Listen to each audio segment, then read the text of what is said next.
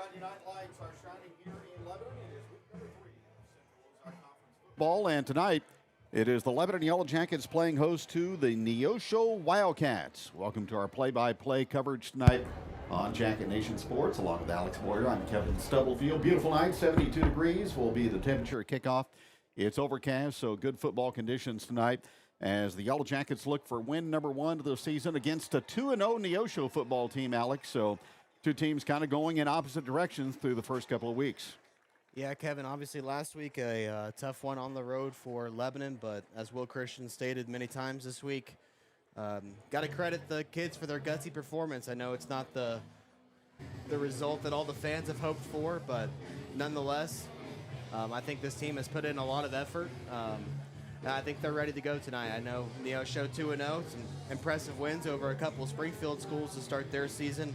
A team that was 1-9 last year, so anytime that you are able to come off a 1-9 record and start 2-0, that's saying something about the talent that you have on your team. Well, it's kind of incumbent on Lebanon to try to get a win tonight as a former Ozark Conference member, because the teams that transferred from the Ozark Conference to the COC so far have yet to win a game when you talk about Lebanon, Waynesville, Kickapoo, and Glendale. As far as Neosho is concerned, they are Class 5 District 7, and they have wins over both Glendale and Kickapoo to begin their portion of the 2024 season. So they come in with plenty of momentum tonight, averaging 46 points a game and allowing 20, while the Yellow Jackets are scoring 15 a game and giving up 28. First 2 weeks, turnovers doomed Lebanon in the Webb City game, and then last week just kind of ran out of fuel there in the fourth quarter at Joplin, I thought. Yeah, and then obviously penalties always hurt you, and Jackets need to stay in front of the chains tonight if they want to try to get into the win column, because I know that's a big point of emphasis for Brian Summer and this Lebanon offense, that if you're killing yourself with penalties and you're trying to run the football, it doesn't bode well together. Injury has struck again on the Lebanon offensive side going into this game. They'll be without Abe Allen. He suffered a hamstring injury late in the fourth quarter last week at Joplin, so he'll be unavailable for at least the next 4 weeks. So next man up, and that man happens to be Braden LaMontagne. We've seen him get integrated into the offensive schematic part of football for Lebanon now the last couple of weeks, and he'll have a bigger role tonight and going forward, I'm sure. Yeah, and I know that the coaching staff has full trust in Braden LaMontagne. You and I rave about him every single week. The athleticism that young man provides to this football team can't be overstated enough. So looking forward to seeing number 1 out there, and excited. Anytime he touches the ball, he's got a chance to go the distance. I still feel that once Lebanon clears the schedule hurdle during the month of September, things look a little bit more promising going into October. But it's another week, you're 0-0, and you try to be 1-0 at the end of tonight, and then look forward to next week when Lebanon goes on the road to Willard. Yeah, I think right now this team is just focused on just trying to stay healthy tonight and win a football game in front of a crowd that's eager to see the Jackets win. It's been a while since Neosho has been to town. The last Wildcat appearance here for football was back in 2009. And they beat Lebanon that night by a score of 37-12. The year before, Lebanon went to Neosho and lost at Bob Anderson Stadium 42-24. So it's been 15 years since Lebanon and Neosho have met on the gridiron. Now, in other sports, they're pretty regular competitors, but that's not been the case as far as football is concerned. Yeah, and I hate to age one of our employees here at Jacket Nation Sports, but the last time these two teams played, Trey Overstreet was suiting up for Will Christian and the Jackets, and he told me that those the bus rides down to Neosho weren't his favorite. Obviously not a great result for Lebanon, but 15 years later, brand new teams, brand new offenses, and excited to see what both teams have in store tonight. As far as Neosho is concerned, they'll run out of the spread, and they've got some weapons offensively when you talk about their quarterback, Cade Spivey, 6'1", 195, and a senior. Good football player. He's thrown for over 500 yards this season with a quarterback rating of a little bit over 100. Denver Welch is their number 1 running back. He's rushed for 216 yards and 2 touchdowns so far. And they've got weapons at the wideout positions when you talk about their wide receiver core. Hudson Williams, he's a senior. Noah Soriano, he is also a senior. And then Brock Pyle is a junior. And Boston Patterson in their 4 wideout set is also a senior. So those are individuals that the Yellow Jacket defense is going to have to be on top of tonight, especially in the secondary. Checking the starting lineups tonight for Neosho, Nathan Rogers will be on the offensive line, 6'3", 261, and a senior. Everson Tomlinson, 6'2", 315, a junior, joined by Tice Harden, 6'2", 335, and a senior. And Romario Cifuentes, 5'9", 280, and a junior. And Bryce Warren, 6'6", 215, and a senior. Big offensive line for Neosho. Denver Welch, the halfback. Cade Spiver, the quarterback. The wide receivers, Hudson Williams, Noah Soriano, Brock Pyle, and Boston Patterson. Defensively, Bryce Warren is an outstanding individual on the defensive line for Neosho. Also, Gabriel Bastide, Everson Tomlinson, and Jackson Ertl. And their linebacking core, Trey Harden, Colby McGee, Brody Crane, and in the secondary, Hudson Williams, Canton Smith, Noah Soriano, and Boston Patterson. So several individuals going both ways tonight for Coach Brandon Towdy and Neosho. For Lebanon, the left tackle tonight on offense is Hayden Perkins. Eli Jackson and Tommy Jennings will split time at left guard.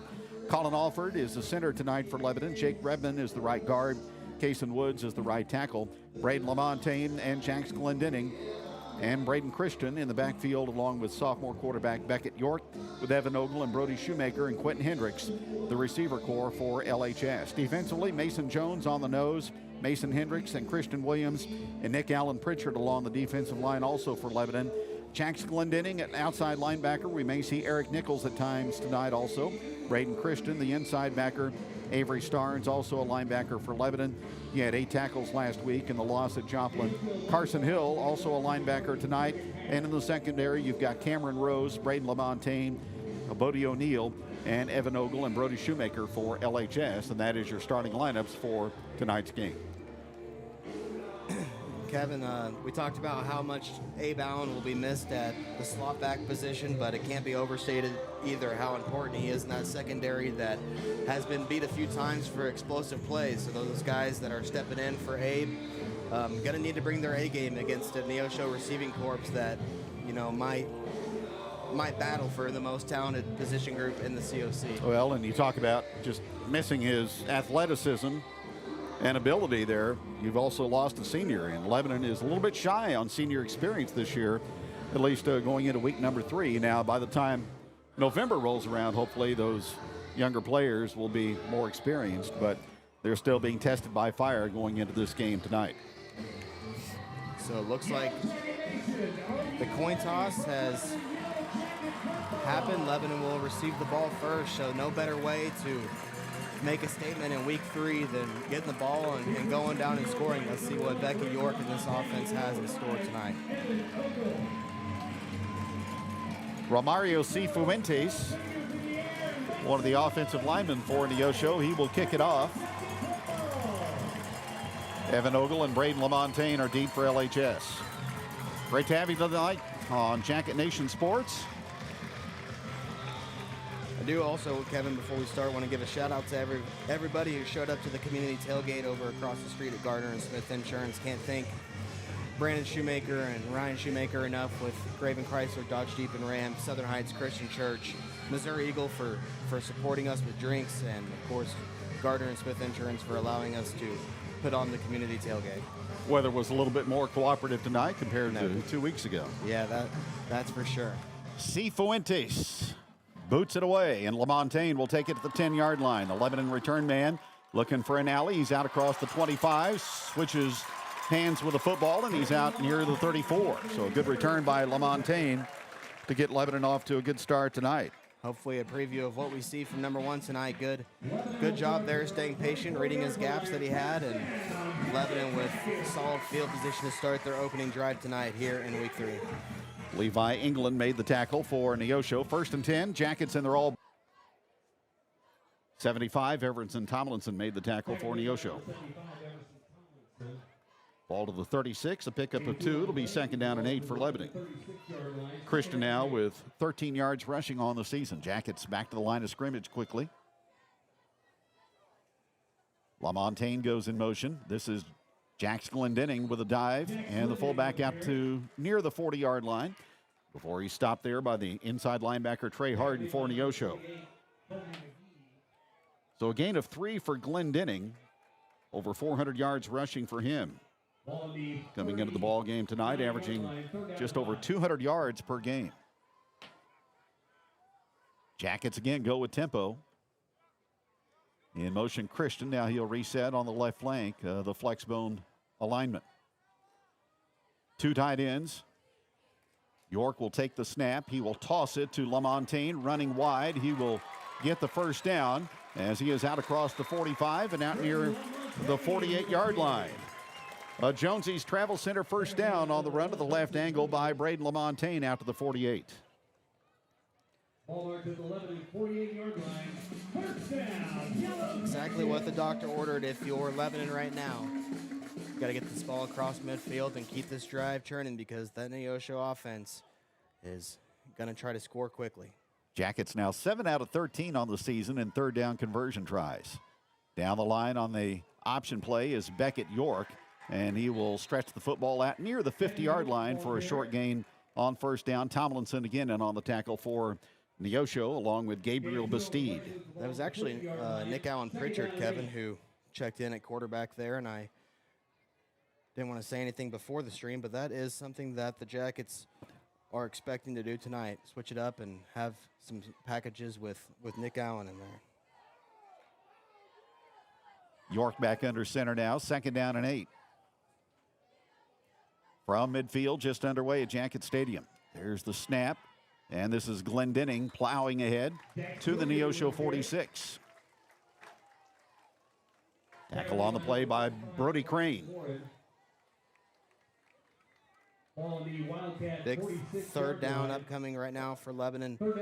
Jackets did a good job of keeping the chains moving in the first half last week at Joplin, and a big 3rd and 4 upcoming right here. Ball will be in the center of the hash mark this time. There's the snap to York, and it's Glendenning to the 2nd and 3rd level, and he's got a first down as he plows to the Neosho 37-yard line on a powerful run by Glendenning before he's taken down by Trey Harden. That's another Jonesy's Travel Center first down for LHS. Sometimes it is just as easy as handing it off, turning around and handing it off to 36 and letting him do the work. Pretty simple. 1st and 10, Lebanon on the move at the Wildcat 38. Going left to right toward the north end zone here in the first quarter. LaMontagne in motion. They will hand to him off the left side, and he squirts through a hole, and he's down near the 30-yard line. LaMontagne, not a lot of room to work there, but something you like to see is him falling forward, stumbling, and picking up those extra yards. Ball marked at the Neosho 32-yard line, 2nd down and 4. So he picked up 6 on first down. 2nd down and 4 is, you mentioned, Alex, moving the football ahead of the chains, and the Jackets successful so far on this first drive. It is Glendenning again off the right side, and he takes the football down to about the 30-yard line. 52, Gabriel Bastide made the tackle for Neosho. Gain of 2. So 3rd down and short for the Yellow Jackets. 3rd down and 2. Ogle splits wide to the left, Shoemaker to the right for LHS. York calling signals. Fakes. Now the late pitch, and the ball is on the ground, and Neosho has recovered. Tough break there for the Jackets. Wow. We have seen a couple of occasions where that pitch has turned into disaster for the Yellow Jackets, and the latest right there as Neosho was in the backfield and on the football at the 30-yard line. So now you can't take advantage of that first possession, and those turnovers continue to haunt the black and gold. Now they're -5. No turnovers last week at Joplin, but a costly one here to short circuit a first drive. Now Cade Spiva and the Wildcats go to work, 1st and 10. Football at their own 29-yard line. No score in the first quarter. Spiva takes the snap. He throws the pass to Soriano, the speedster, on the left flank, and he advances the football out near the 40-yard line. I think he's going to have enough for a first down there. A little bubble pass to the left side, and sometimes it's as easy as getting in your receiver's hands and letting him do the rest, just like it is for number 36 on the offensive side of the ball for the Yellow Jackets. Soriano Makes the reception. Now Neosho goes wide on the far side, and that pass is going to be hauled in by Hudson Williams, their senior receiver, and he's out to the 45. Good tackle by Rose there on the outside to not let the Neosho receiver to get any extra yards. He's been a sure tackler for this Lebanon defense. One of the positive notes through the first couple of weeks. Wildcats speeding things up. Here's a pass to Boston Patterson on the right side. He breaks a couple of tackles and takes the football out near midfield. And he may have enough for a Neosho first down. Let's see. They're going to spot him at the 49, and that'll bring up third down.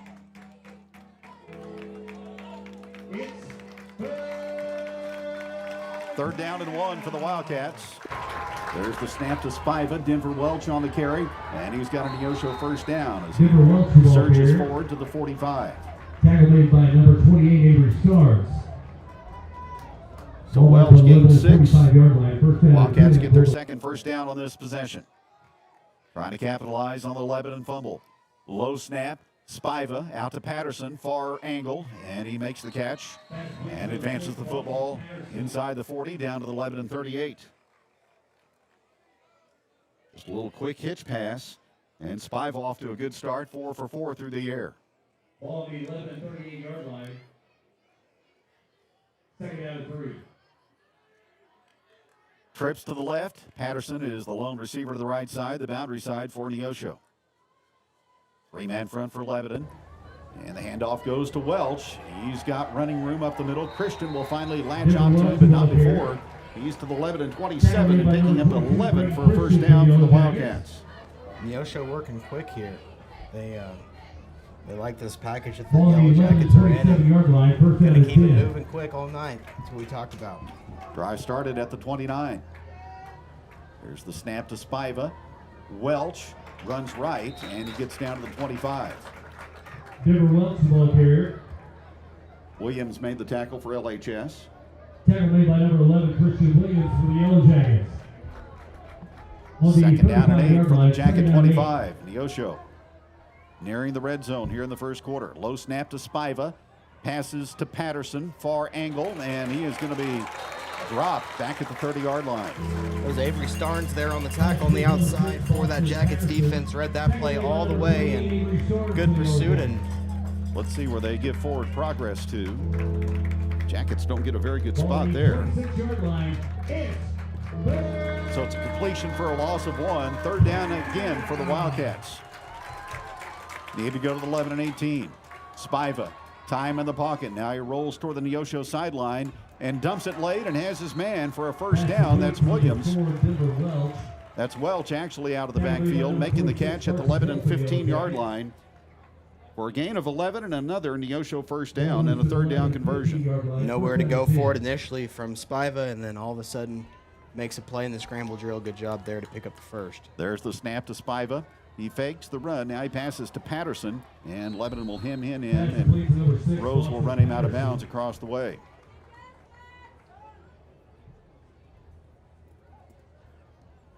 Pass completion to the Jacket 11, pick up of 4. Ball marked at the 11-yard line. Second down and 6. Neosho threatening here in the first quarter. There's the snap again to Spiva. Up the middle goes Welch, and he will be lassoed and taken down at about the 8.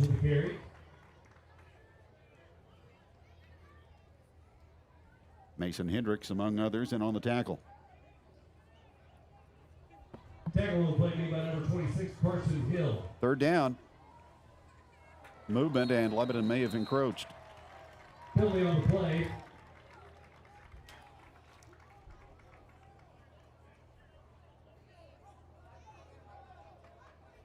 First penalty of the night, likely a neutral zone infraction against Lebanon. That'll take the ball to the 4 and make it first and goal to go.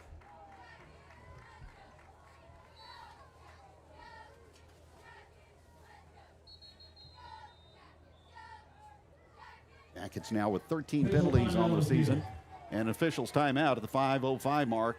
Neosho and Lebanon scoreless, but the Wildcats on the doorstep here on Jacket Nation Sports. Sometimes big financial decisions make you feel like a kid. You have questions, but the whole process feels intimidating, and that's okay. At Heritage Bank of the Ozarks, we want to remind our neighbors that when it comes to those big financial decisions, like opening a checking and savings account or applying for a loan, whether personal or business, your neighbors are here for you. At Heritage Bank of the Ozarks, we are everything you need in a bank. Plus, we don't just say we're neighbors serving neighbors, we live it.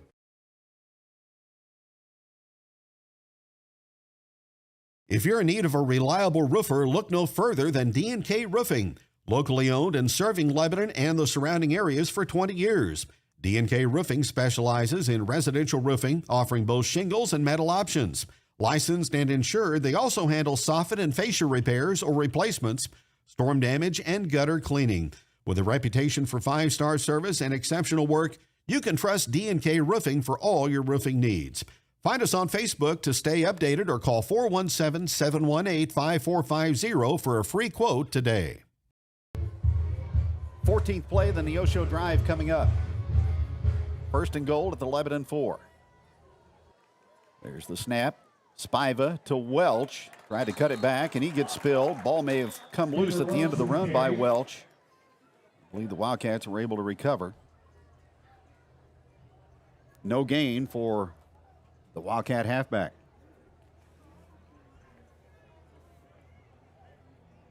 Neosho has done a good job of mixing up the run and the pass during this possession. Officials timeout again. The ball resting just inside the 5.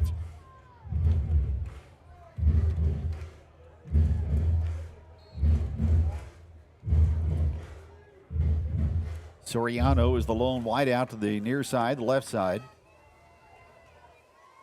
There's the snap. Spiva again will give to Welch. No, he's going to keep, and he will go toward the end zone for the touchdown. A flag is down also at the line of scrimmage.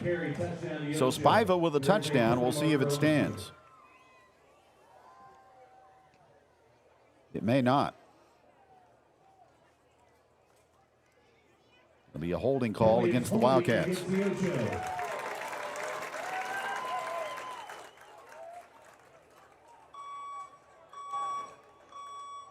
Well, that'll back the Cats up to the 14. And bring up second and goal from there. Finley moves the ball to the Lebanon 19-yard line. Second down and goal. Second down and goal from the 15, so this is a spot where the Lebanon defense needs to rise to the occasion and try to hold Neosho to 3. Cade Spiva has rushed for 5 touchdowns this season. He almost had his 6th, if not for the penalty. Now he fakes. He is flushed. He throws to Patterson, right side reception. Shoemaker, though, and company will knock him down. And very little gain, if any, that time on the pass completion to Boston Patterson. Lebanon doing a good job rallying the football there. So it's a completion and a loss of 1. Third and goal from the 15.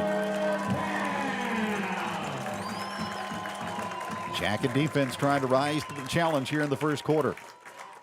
Spiva rolling out, being chased toward the sideline. Air mails it toward the end zone and out the back of the end zone and incomplete. Sometimes those are the breaks you need if you're a defense. They get a touchdown taken off the board. And now a 4th down and goal from the 15-yard line, and it looks like the Neosho offense is going to stay on the field. They have not kicked a field goal yet this season. So 4th and goal from the 15. 3:44 to go here in the first quarter. Zoom. There's the snap to Spiva. Time over the middle. Pass deflected and incomplete off the hands of the intended receiver on the crossing route, the halfback Denver Welch, and Lebanon does the job defensively. Complimentary football. Kevin talked about it last week at Joplin. Defense does their job after a Lebanon turnover and turns over the Wildcats on down on a 4th and goal situation. So Lebanon will put the offense back on the field for the first time in a long time. First down from the 15 for the Yellow Jackets. Their first drive was disrupted by a fumble in Neosho territory. Here's York. Handing the ball off to Glendenning, and he gets corralled after a short gain, maybe one. 75, Everson Tomlinson, big 315-pound junior defensive tackle, made the stop for the Wildcats. Tackle made on the play by number 52, Gabriel Busty. Second down and 9. Pretty easy to know who the leader of this Neosho defense is going to be. Look no further than big number 75 across that defensive line for the Wildcats. They've got some size on the interior. LaMontagne in motion. He will get the handoff, and he will run the football out near the 20 for about 5. Frank LaMontagne with the carry. And bring up 3rd and 5 for the Yellow Jackets. Tackle on play made by number 75, Everson Tomlinson. Jackets 2 for 2 on 3rd downs during the opening possession. Ball on the 20-yard line, 3rd down and 5. Need to convert here to keep possession. Receivers left and right, ball to the left hash. Neosho jams the line of scrimmage. There's the toss, and getting wide is Glendenning. He will get the corner turned out across the 25, and he is to the 30-yard line and gets wrestled out of bounds there, and a late flag. You can tag 15 onto the end of the run for Jackson's Glendenning. And that is a Jonesy's Travel Center first down for LHS. Love to see the passion and fire out of the senior captain, Jax Glendenning. Late hit there by Neosho, and the Jackets will take a free 15 every single day of the week. Another 3rd down conversion. And this will give the Jackets the football for the next play from scrimmage inside Neosho territory. Lebanon already got the play call, going to go quick here, so they like what they see on the field right now for Neosho. Ball at the Wildcat 47. 2:28 to go in the first quarter, scoreless here at Jacket Stadium. Colin Alford will snap it. York will accept. He will hand to Glendenning, and he punishes tacklers inside the B gap as he goes down to about the 43.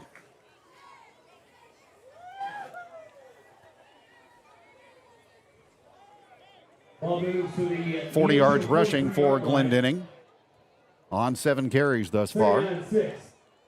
It'll be 2nd down and 6 for LHS. Ogle is split left and Shoemaker to the right. York hands the football off. This is Christian looking for room off the right angle. And he may have gotten it down to the 42, maybe the 41. They'll put it at the 42 and a gain of 1 for Braden. So a 3rd and 5 upcoming here for Lebanon. I wouldn't be surprised to see Brian Summer maybe go with a hard count. Try to get a free 5 yards. Out of the bone. There's a whistle before the play gets underway. Flag is down in the Lebanon backfield. Gary Hurst is our referee tonight, and he indicates a false start against Lebanon. False start against Lebanon is the penalty. Gary Hurst, the referee. Fred Scarborough, the umpire. Todd Nichols is the linesman. David Grubbs, the line judge. And the back judge is Denver Miller, our officiating crew tonight. Lebanon needs to go to the Neosho 37.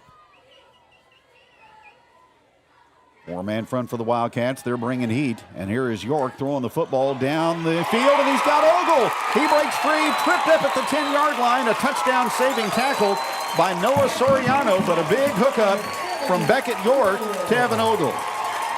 Well, we've been waiting for a long time to talk about how beautiful number 8's throws can be whenever he gets some time in the pocket. That one, a beautiful spiral and great catch there by the junior Evan Ogle, and tripped over maybe his own feet there, or he would have had a house call. First down, Lebanon, the ball at the Neosho 10-yard line. It's 1st and goal to go as they drop the sticks across the way. There's the snap, and it's Glendenning looking for room into congestion, and he's down to about the 7. Tackle made by number 52, Gabriel Busty. 2nd and goal from there, maybe the final play of the first quarter. The Jackets have driven from their own 15 to the Neosho 7-yard line.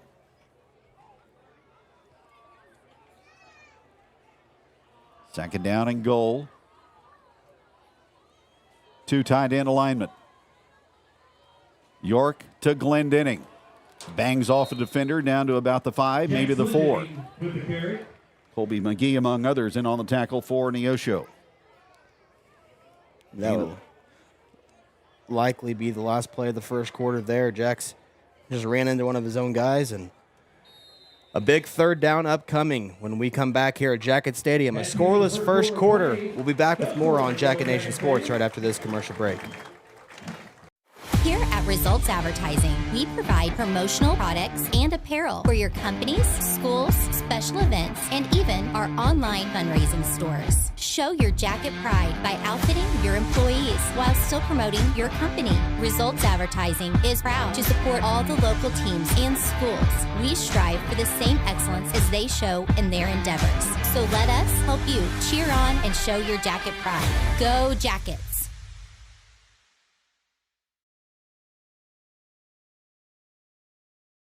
It's a beautiful morning, Scotty, and we have an early game today. That injured list, it's getting longer by the minute. Not to mention, there's apparently a nasty virus sweeping through the locker room. Yeah, but these players, they're in good hands. All of them need to feel their best this season, Scotty. Yes, they do, Jack, because this team is on track to win it all this year.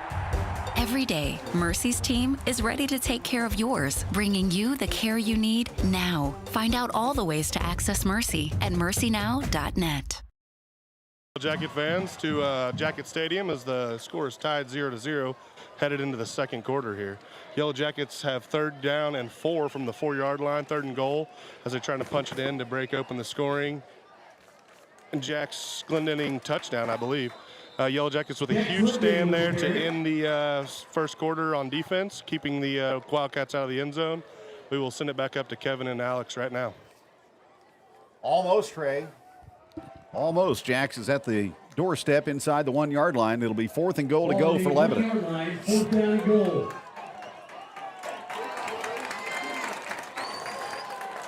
York. Glendenning. And he's into the end zone for a Riverfront Campground touchdown. Jax Glendenning between right guard and tackle with his 4th touchdown of the season, and the Jackets take the lead.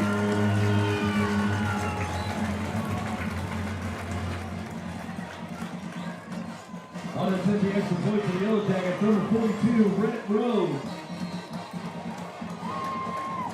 That is how you respond to a big drive by your defense right there. Coming straight down the field. Much needed 6 points, and the Jackets strike first here early in the second quarter. And the extra point by Rhett Rhodes will split the uprights. Lebanon 7, Neosho nothing. Back in a moment on Jacket Nation Sports.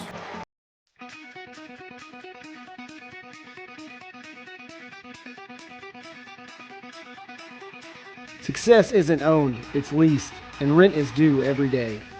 The harder you work, the harder it is to lose. Success, nothing less. Win the day. Shine bright on senior night. Bring the heat. Team is everything. Leave it all on the field.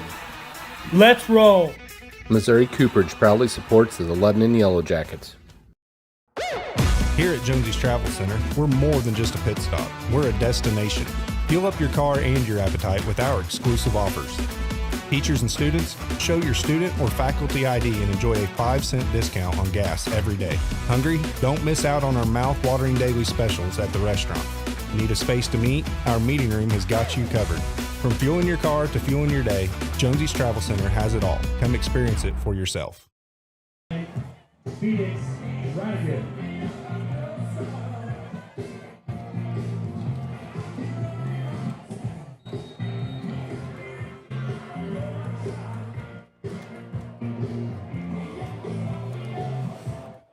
Jackets able to go 85 yards in 10 plays for the touchdown.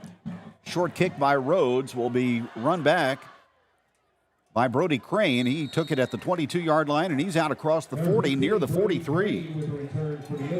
So excellent field position for the Wildcats for their second drive.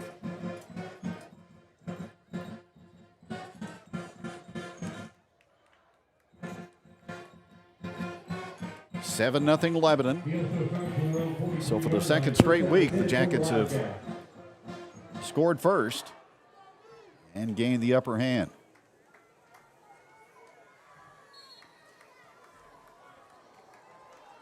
Spiva, the Wildcat offense. He takes the snap. He fakes to Welch. Now he throws the football late to Soriano across the way. Lebanon will tackle him after a gain of a couple. Avery Starnes, among others, in on the tackle. And a pickup of 4. Neosho really liked that tunnel screen pass look that first drive. Maybe trying to set up some sort of double pass here later on if they can catch the Jackets off guard. Trips to the right side. Fake. And now the throw, and the pass over the middle is caught in Lebanon territory at the 48-yard line by Pyle.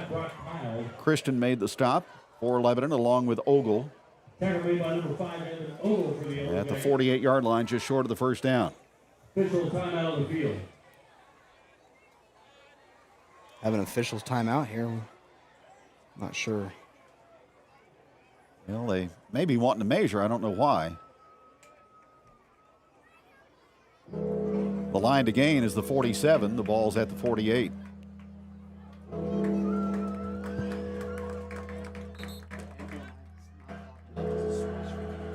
Officials timeout.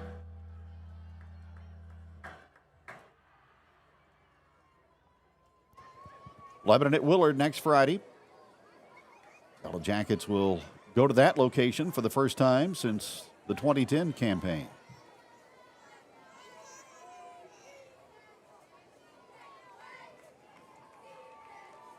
Well, they are going to bring the chains in to measure.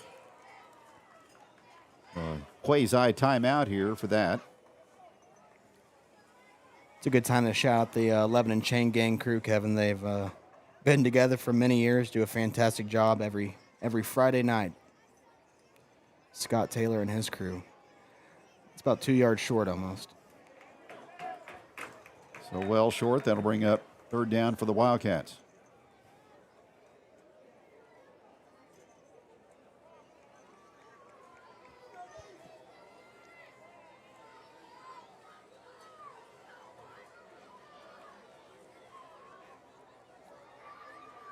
Neosho drove all the way to the Lebanon red zone before the LHS defense stiffened on their first possession. Ball to the Lebanon 48-yard line. It'll be third down and a yard to go for Neosho at the Lebanon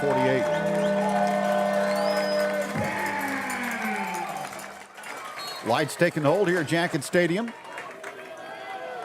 72 degrees and cloudy at kickoff. Cade Spiva is going to run it ahead, and he will get a Wildcat first down to the 45-yard line. Quarterback Cade Spiva with the carry. Picks up 3. Tackle made by number 26, Carson Hill for the Yellow Jackets. Ball on the 45-yard line, first down and 10. Neosho now 3 out of 4 in third down conversions. They go back to Welch on the run, and he gets tripped up. Surges forward for a couple to the 43. Good stop there by Carson Hill. Tackle made by number 28, Avery Starnes for the Yellow Jackets. Tried to cut back into the center of the field, and Hill was there to stop. Second down and 8. Jackets 3-man front. Here's Welsh again up the middle, and he will drive forward to the Lebanon 35. Tackle made by Brady LaMontagne for the Yellow Jackets. They'll put him just short of there at the 36. Welch for 7. Third down and 1 for Neosho.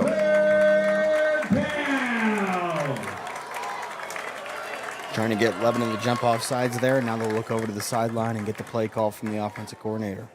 Brandon Towdy, the former offensive coordinator at Joplin, is in his 4th year as the head coach at Neosho. Spiva will run left. He will break a couple of tackles and get across the 35 down to about the 34. Took a big hit that time from Christian and a couple of Lebanon defenders, but Neosho will move the chains again. Credit Spiva there. He knew he needed to get his yard and lowered his shoulder and did exactly what he had to do. A guy that's not afraid of contact. First down, Wildcats. Here's a sweep to the right side by Welch, trying to get outside the numbers, and he will, and Lebanon will finally force him out of bounds at about the 25. So Denver Welch for 8. And he's averaging 108 yards per game through the first 2 weeks for the Wildcats. On the 24-yard line, Second down and a long one. Option pitch this time to Welch, and Lebanon will hem him in and drop him. Glendenning makes the tackle behind the line of scrimmage back at the 27. Yeah, great tackle there by Jackson, and good job there by Braden Christian, who read that pitch initially and made contact with Welch, and Jax came in and finished it off. That'll bring up third down for the Wildcats and 3. 7-0 Lebanon in the second quarter. Spiva waits the snap. He's going to run it himself as he takes it to the left side, and he will break a tackle and get a first down from Neosho down near the Lebanon 21. Neosho likes what they see on that left side of the Lebanon defense. Third time that they've ran Spiva off the left side tackle there, and 3 first downs for the quarterback this drive as well. Both these teams' defenses getting a workout in the first half. Neosho nearing the red zone. Spiva fakes, low pass to the intended receiver Soriano across the way, and it bounces off the ground incomplete.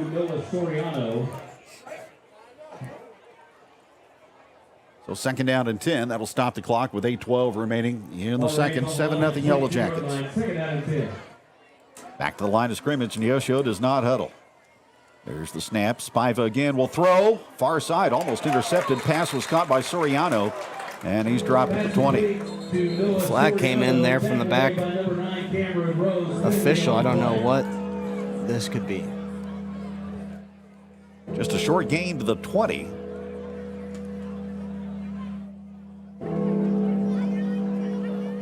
Three officials conferencing over on the far boundary.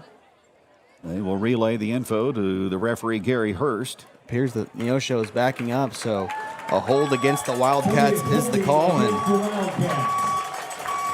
Will Christian will accept the penalty, and it will be second down again for Neosho. There was a big hold on Neosho's first drive, so the ball goes back to the 30.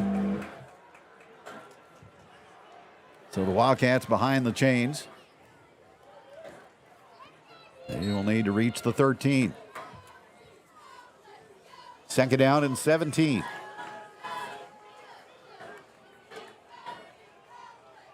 Now Pyle lines up under center. The ball is snapped though to Spiva, and breaking through on the run is Welch. And he is inside the Lebanon 20 and down close to the 18. So Welch gets the penalty yardage back as he picks up 11. Makes it a much more manageable third down, and big play here for Lebanon as Mason Hendricks' helmet came off, so he'll have to step off the field for a play. Third down and a long 6. Snap to Spiva. And he hands to Welch again, and he will get a Neosho first down. So the Wildcats overcome the penalty, and they will get another set of downs at the 12-yard line. Ran right on the inside there where Mason Hendricks would have been. So the Wildcats churning out first downs on third down.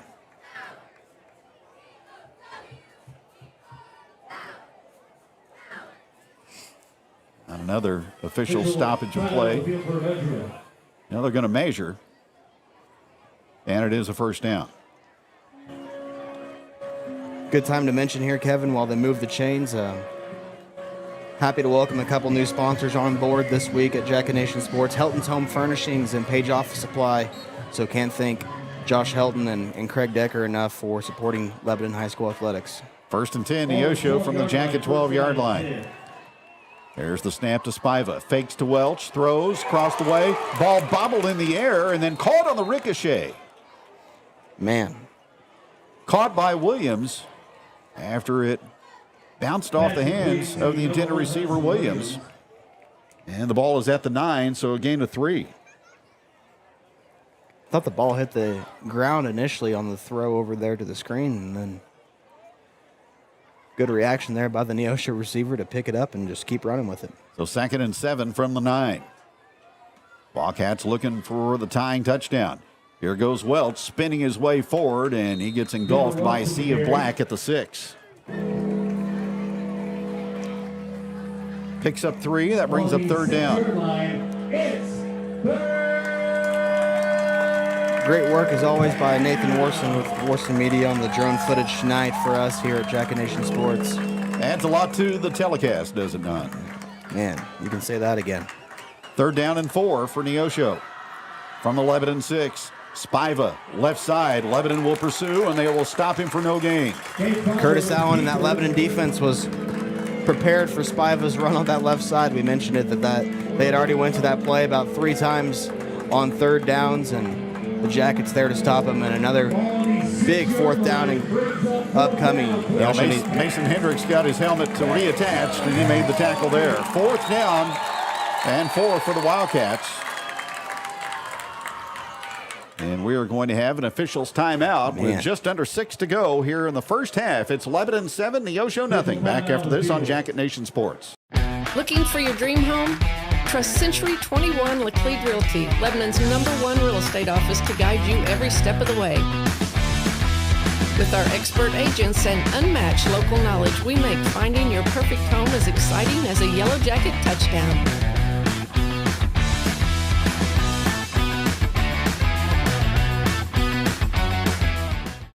Leaves aren't the only thing falling this time of the year. Prices are too. It's Gravely's Autumn Savings Event, where select zero-turn mowers, parts and accessories, even baggers and rops are on sale. Whether you're a commercial landscaper looking to beef up your fleet or just someone who loves mowing with the best, this is your chance to save. But hurry, much like the falling leaves, the Gravely Autumn Savings Event is for a limited time only. And it's only at your authorized Gravely dealer. At Phones Furniture and Lawn, we have you covered. Located at 388 North Jefferson in Lebanon, or call 417-532-5450. Phones is a proud supporter of Jacket Athletics. 16th play of this drive coming up for Neosho. 4th and goal. There's the rollout by Spiva as he floats the ball into the end zone, and the pass is caught for a touchdown. Caught for a touchdown in the right corner by Hudson Williams. Evan Ogle, good coverage there. Jumped just a tad early. The ball right over the outstretched fingertips of the junior, who had a nice reception there, leading to Lebanon's first touchdown drive. Will Ebbinghaus, 11 out of 13 in point after tries. And he will tie or try to tie this football game. Low snap, ball set on the tee, and the extra point is up by Ebbinghaus, and it's good. Neosho drives 57 yards. They draw even at 7. 5:51 to go in the first half on Jacket Nation Sports. Since 1983, Helton's Home Furnishings has proudly served Lebanon with quality furniture for every room. From cozy Lazy Boy recliners to stylish Ashley living sets, we've got it all, including Justice, Vaughn Bassett, and Tempur-Pedic mattresses. And the best part, we offer free delivery and setup within 60 miles. Come in and visit Helton's Home Furnishings at 455 North Jefferson in Lebanon, or call 417-532-7888. You can also check us out online at heltonshomefurnishings.com. Helton's Home Furnishings, making your house a home since 1983, and a proud supporter of Lebanon High School athletics. If you're in need of high-quality paint or glass services, trust Crow Paint and Glass in Lebanon, Missouri. Since 1946, we've been your go-to for Pittsburgh paints, custom framing, auto glass, and more. Visit at 390 West Elm in Lebanon for all your home beautification needs. Open Monday through Friday from 7 a.m. to 5:30 p.m. Call 417-532-3551 for a free quote. Crow Paint and Glass, quality and hometown services you can count on. Go Yellow Jackets! Cifuentes will put the foot into it. And the kick is going to be brought back by Evan Ogle of Lebanon. From the right side, he angles all the way across the field, but Neosho will pursue him and drop him just beyond the 20. So a lot of running that time by Ogle, looking for a seam, but nothing available. And the Jackets will start at the 20-yard line on their third offensive possession. Big drive here, obviously, for the Yellow Jackets. 5:43 left on the clock. Neosho's ball coming out of the locker room, so needs some sort of points here, or at least can't leave Neosho enough time to try to get on another drive and score. Back at York has the offense set, 1st and 10. There goes Christian in motion. They fake to him. They run the counter play to LaMontagne. He gets upended as he crosses the 25 out to about the 26-yard line. The safety, Canton Smith, made the tackle for Neosho. Nice tackle there by Canton Smith. Just lowered his head and held LaMontagne to a serviceable gain. LaMontagne, 25 yards on 4 carries. 2nd and 4. There's the snap to York. This is going to be Glendenning, and he just keeps churning his way forward, and he should have a Jonesy's Travel Center first down to about the 31. Ball moves 11 and 31-yard line. First down, Yellow Jackets.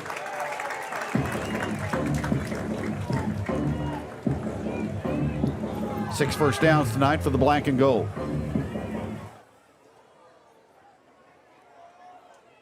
Seven game in the second. Fake to Christian. Inside counter play again to LaMontagne, and he fumbled the football. It's loose, and Neosho has come up with their second fumble recovery of the first half. As coming away with it is the linebacker Colby McGee. Somebody put a helmet on that football, and it went airborne out of the hands of LaMontagne, and Neosho recovers at the 11 and 34.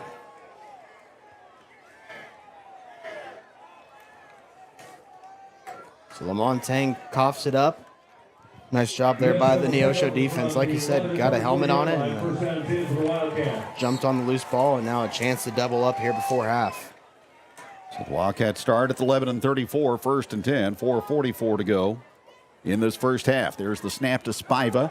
He fakes the give to Welch, throws to Soriano across the way, and LaMontagne right back on defense makes the tackle at about the 28 after a short pass completion gain.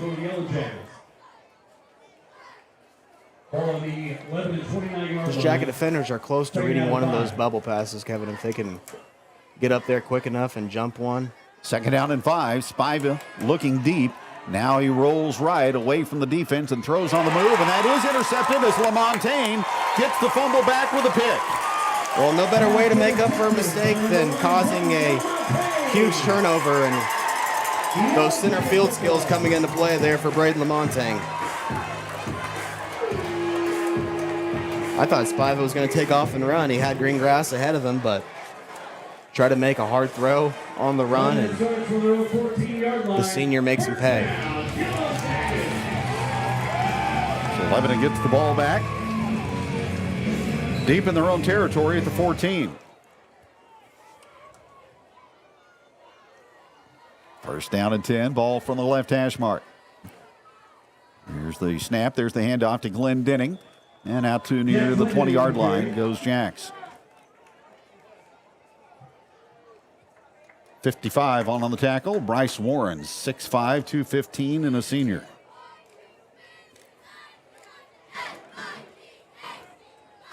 Ball on the 20-yard line, 2nd down and 4.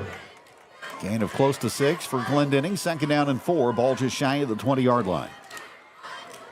Ogle is flanked left and Shoemaker to the right for LHS. Out of the bone. York takes the snap. Glendenning finds running room out across the 25 and barely tripped up there. That's Avery Starnes actually on the carry, his first run of the night. And he's out to the 28-yard line, and Jackets will move the chains with Jonesy's Travel Center first down. So Starnes, his first carry. Now Starnes again, and not much there on first down. Kind of like this right now for Lebanon. Get number 36 a rest, keep him healthy. He's on the sidelines squatting down right now, but I assume that this is nothing more than just trying to get Jack Smith some rest. Starnes gets 2. It'll be 2nd down and 8 from the 30. 7-7 game here late in the second period. There's the snap. York is going to throw. Down the middle and over the head of the intended receiver. That was Brody Shoemaker out to the 40-yard line. That play took too long to develop there. York was ready to sling it. Shoemaker was still trying to come across the middle of the field. So some timing disruption there by the Neosho defense. 3rd down and 8 for Lebanon. Glendenning still on the sideline. Pacing out near the 50. Play clock at 15, game clock 2:48.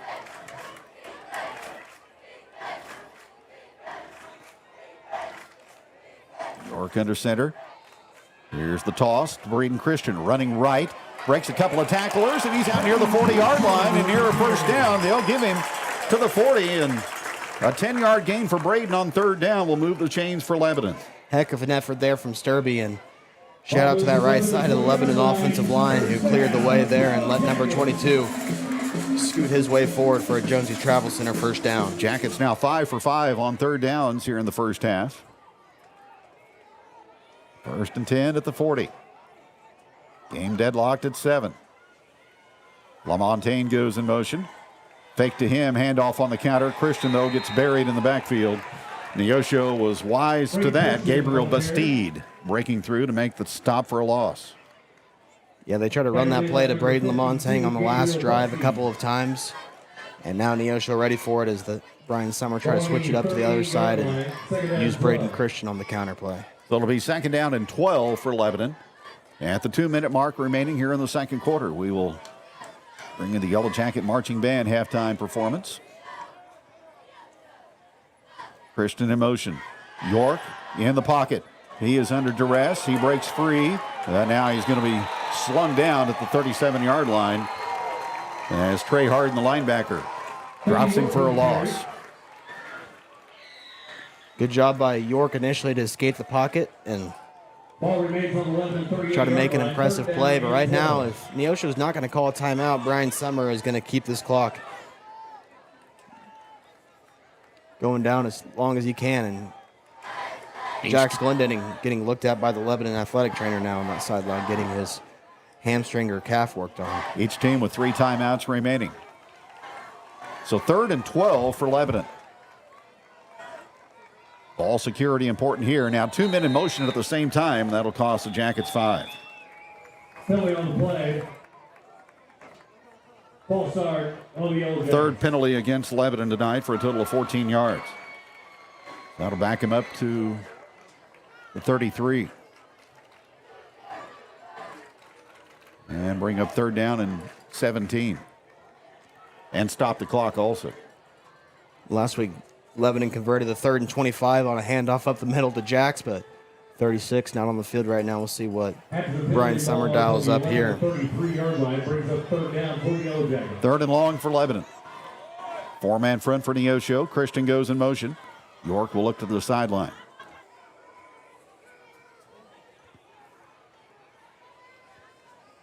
Both teams have moved the football up and down the field, but not many points to show. There's the snap to York. Short side run on the toss play. LaMontagne gets buried behind the line of scrimmage. Neosho was jolly on the spot. Jackson Ertl, the right defensive end, made the tackle for the Wildcats, and they'll call timeout. So 4th down and 20 now for Lebanon. The punt coverage has been a big question mark for this Yellow Jacket team right now, so a crucial snap and coverage upcoming here for LHS. Not much wind to contend with tonight. A bit of a breeze out of the north. So 53 seconds remaining as the Wildcats stop the clock. So they'll have 2 timeouts, 55 seconds. So we'll see where Avery Starnes can place this punt.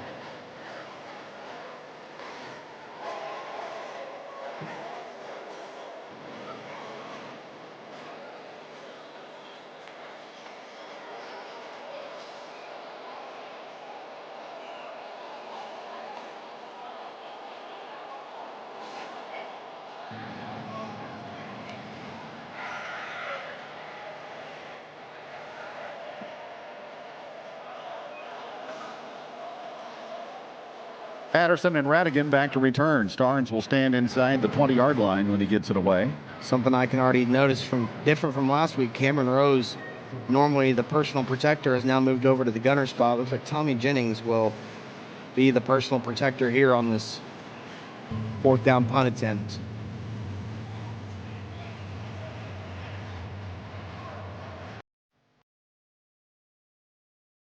Their time back on the clock, about 4 seconds, so 59 seconds will show as Starnes awaits the snap from center.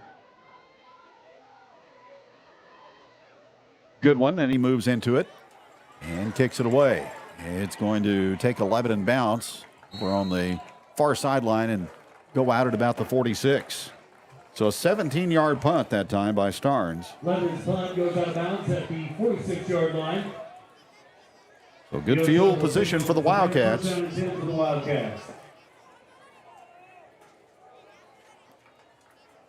They will bring that high-powered offense back on the field. Lebanon able to turn the Wildcats over on their last drive with a Braden Lamontang interception. Would be nice to see another one here. First down and 10. Welch off the right shoulder. Espaiva, who fakes, he throws, and the pass is caught by Soriano. And he dances his way out of bounds after a Neosho first down reception to the Lebanon 33. Jackets playing a little passive there on first down. The Wildcats will take a little 6-yard stop and get some yards after catch every single time. Ball the Lebanon 32-yard line. First down and 10 for Neosho at the Lebanon 32. Empty backfield for the Wildcats. They will send 5 into the pattern, and Spivey goes deep, and the ball is deflected away at the 5-yard line by Evan Ogle. Good job there by Ogle, who had a attempt to break up that fourth down touchdown pass that the Wildcats had earlier in this quarter, but gets his hand on that one, and could have been trouble right there for LHS. Second down and 10 from the 32. 7 all late in the first half. 2 receivers to both sides. Rolling left, Spaiva. Backpedals, and now he throws out of bounds. Soriano the intended target, but he was blanketed by Shoemaker. Good job by Brody there to force the receiver there to the sideline. Lebanon pass rush also doing a good job of making Spaiva uncomfortable there on that throw. So third and 10, Neosho at the Lebanon 32. Spaiva takes the snap, gets rid of the football, and on the out route, Soriano makes the catch for a first down in front of Shoemaker inside the 20-yard line to the 19, a pickup of 13. The officials missed an obvious false start right there on Welsh, who got a little bit of a head start there. I'm surprised we didn't see a piece of laundry out of the White Hats' pocket. So Neosho in the Lebanon red zone, first and 10. Snap to Spaiva. They will run Welch up the middle, and he somersaults his way down to about the 9. Timeout, Wildcats. 9-yard gain for their outstanding running back, Denver Welch. Wildcats will take their second timeout. We'll take a short commercial break as well. Hey, this is Pastor Roger at Team FBC in Lebanon, and at FBC, we believe that church starts with building. First, building relationships in our community by taking the church to as many people of Lebanon as possible. We also believe in building environments that are engaging, helpful, and fun for you and your unchurched friends. Finally, we believe in building disciples through a multitude of discipleship opportunities. At Team FBC, we want to remove every barrier possible between you and the gospel of Jesus Christ. Don't take my word for it. Come and see what God has to offer for our Sunday morning services, either 9 a.m. or 10:30.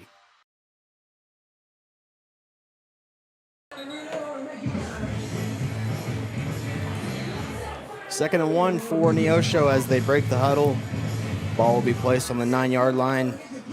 And still one timeout remaining for the Wildcats. Jacket defense needing to make a stand again. There's the snap. Spaiva's going to run, and Braden Christian has him wrapped up in the backfield, and they will trip him up at the 15-yard line. Braden Christian unblocked, unabated to the quarterback, and a big defensive play there by Lebanon. All the way back to the 16-yard line for a loss of 7. Well, now if you're Lebanon, you know that you have forced Neosho into a bit of a passing situation here with clock malfunction here. They expend their final timeout.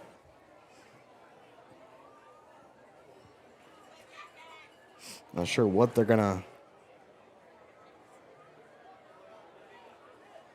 put the clock back on, but It is showing 0 right now. Timeout charge to the Wildcats. This Lebanon defense pretty resilient tonight. They've given ground grudgingly in the red zone.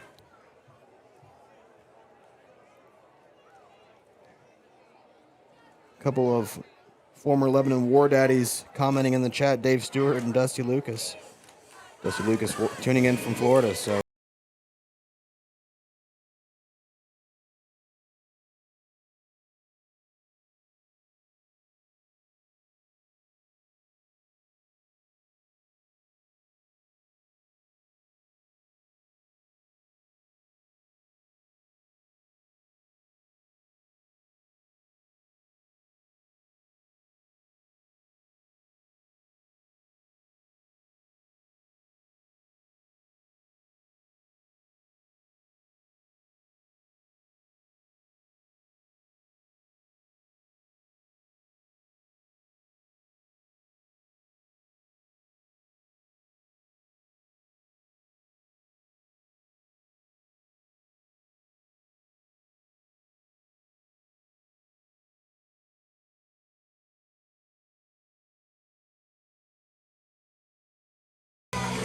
Hudson Williams has the touchdown reception. Just a different.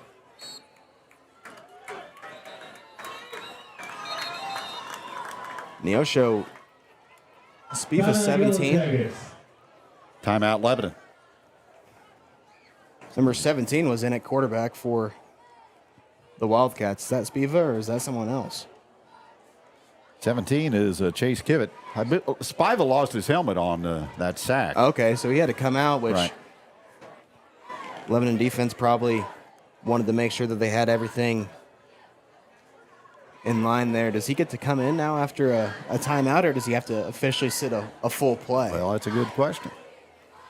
He was forced to sit out after the Neosho timeout. Not sure what the ruling is on the defensive timeout. We'll find out. We'll get educated tonight, Alex. That's right. We're going to learn something.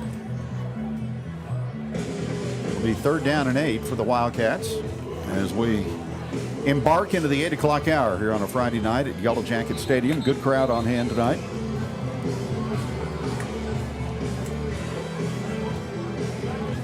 Former Lebanon High School baseball great and Mizzou standout Nick Admire also commenting in the chat. Excited to see the top 10 Tigers take on a top 25 Boston College team at Furrow Field tomorrow. Ball the 16-yard line. It's 3rd down. Kivett, the backup quarterback, stays in there for the Wildcats. They go empty in the backfield. There's the snap, and he drops the football, picks it up and runs, and lowers the shoulder and bangs his way forward to about the 9-yard line. But Neosho's going to have to get up and try to spike the football before the clock runs out. Down to 4, down to 3, down to 2, down to 1. They snap it. They give it to Welch, and Lebanon will stop him for no gain. Great play there by Carson Hill, who understood the situation. Not even sure that all the Neosho players were set, but Hill exploded through that left side of the line and holds Neosho. And what a stand for the Lebanon defense to end the first half and keep the score tied. We have played 24 minutes. Nothing decided yet. Neosho 7, Lebanon 7. It is halftime here at Jacket Stadium and Jacket Nation Sports. Keep your home comfortable with Quality Heating and Air in Lebanon. Our experienced team provides top-notch HVAC services from routine maintenance to emergency repairs. We use only the best parts and equipment, ensuring your comfort all year round. Serving both residential and commercial clients, your satisfaction is our guarantee. Call 417-532-6239 or visit qualityheatnow.com. Quality Heating and Air, where comfort meets quality. Pillar Insurance is your locally owned independent insurance agency, providing business, personal, and farm insurance to the Lebanon community. With Pillar Insurance, you'll get an exemplary one-on-one customer experience with exceptional attention to detail. Call Jason Russell or Gary McClure at 417-532-6050 for your insurance needs. Pillar Insurance wishes Lebanon High School athletics good luck this season. This is Steve with Night Auction Service. When things change in life, you have a choice: adapt or get passed by. For Night Auction, That change was going to online auctions. Bid from the convenience of your chair. Marketing is no longer to a couple of counties. It's now nationwide. Crowds are up threefold, equaling better results. Whether buying or selling, check out nightauctionservice.com. Looking for top quality office supplies and unbeatable prices? Mosley's Discount Office Products in Springfield has you covered. From paper clips to comfortable chairs, we offer everything your office needs to run smoothly. With free delivery, expert installation, and personalized service, Mosley's makes outfitting your workspace a breeze.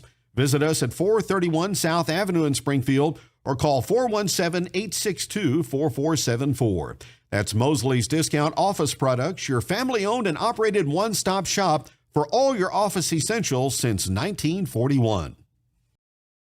At Harry's Salon and Spa, we strive for top customer service and use naturally derived products like Color Space, Back of Bottle, and Avita. Our professional stylists offer hair services for men and women, including coloring, highlights, head and scalp treatments, formal styling, and more. Plus, we provide nail services and facial waxing.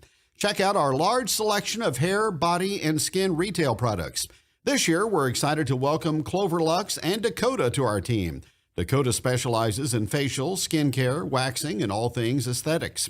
Harry Salon and Spa, where your beauty and wellness needs are our top priority. Visit today at 577 North Jefferson Avenue or call 417-588-9588 to book your appointment. Harry's wishes the Yellow Jackets a safe and successful season. When it's time to clean out, remodel, or start new construction, you need a reliable partner. That's where Lebanon Dumpster Solutions comes in. Whether it's a property cleanup or big commercial job, we've got the right roll-off dumpster for you. Locally owned and operated, we're proud to serve our community. Licensed, insured, and committed to excellent service. Call Lebanon Dumpster Solutions today for a free quote at 417-288-2481 or find us on Facebook. Lebanon Dumpster Solutions, a proud supporter of Lebanon High School athletics. Attention business owners, simplify your payroll with United Payroll Service. We provide reliable, accurate, and affordable payroll solutions for all types of businesses. We handle everything from direct deposits to paper checks, file and pay your payroll taxes, and take care of W-2s, plus assist with insurance audits. Come see us at 221 West Commercial Street or call Chris Meckham at 417-650-8602. Send an email to chris@unitedpayrollservice.net or find us on Facebook. United Payroll Service, payroll made easy. We would once again like to thank the Lebanon Middle School 8th grade band members and parents for joining us this evening. We are so proud of the progress this group has already made and cannot wait to have them on the field next year as members of the Marching Yellow Jackets. Let's hear it one more time for our 8th grade band. Our show this year is entitled Steps and features music by Michael Markowski, Antonin Dvorak, Surfaces, and Randall Sandridge. This show will be a journey through the steps we take through life, and also a tongue-in-cheek nod to the fact that our students will quite literally take many steps throughout the course of this season. We will be performing the entirety of the opening of the show this evening and look forward to many additions, surprises, and musical moments as the season progresses. Drum majors, Kara Dameron, Gannon Lund, and Cooper Williams. Is the band ready? Lebanon Band, you may take the field.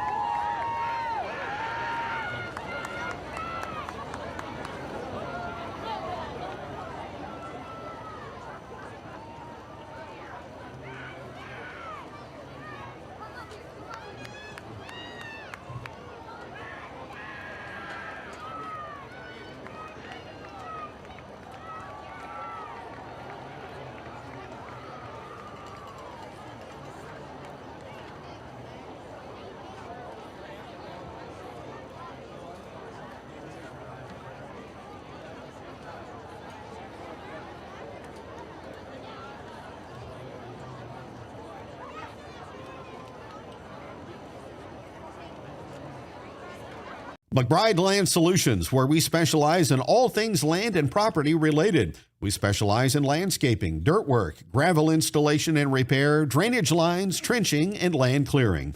Whatever your property needs may be, we have a solution for you. The services include landscaping, gravel installation and repair, land clearing, trenching, drainage, and habitat. Contact Matt today for a free estimate. Call 417-664-5719. McBride Land Solutions is a proud sponsor of all Lebanon High School athletics. Got a ding, dent, or crack? Starnes Auto Body and Glass in Lebanon has your back. From fender benders, windshield repairs, brake services, front-end alignments, and in-house financing on used cars, we have all your automobile needs covered. Our expert team delivers top-notch service, fast turnarounds, and unbeatable quality. Don't settle for less. Choose the best. Call Starnes Auto Body and Glass at 417-588-3159 today, or stop by the shop at 22115 Route 66 in Lebanon for a free estimate. Starnes is a proud supporter of Jacket Nation Sports. As we introduce you to the newest inductee into the Lebanon Football Hall of Fame. Lebanon football is honored to be able to induct one of the best into the Lebanon Football Hall of Fame, Junior Smith.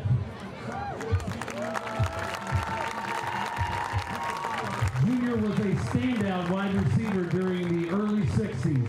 In 1964, he led the Yellow Jackets with 790 yards receiving, which is still fourth all-time in receiving yards in a single season in Yellow Jacket history.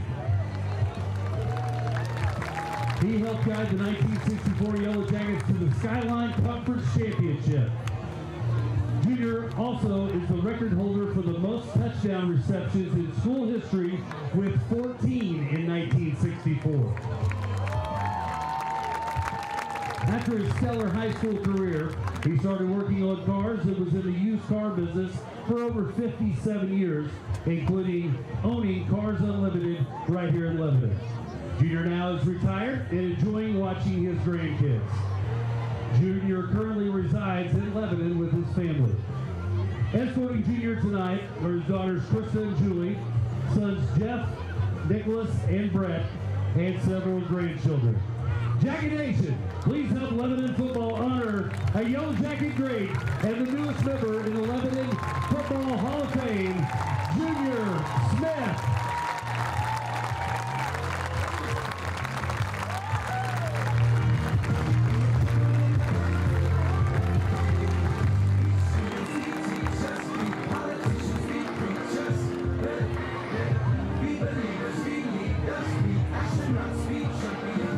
Farming isn't just something you do, it's a way of life. It's the rhythm of the seasons, the heartbeat of the land. A legacy I hope to pass on.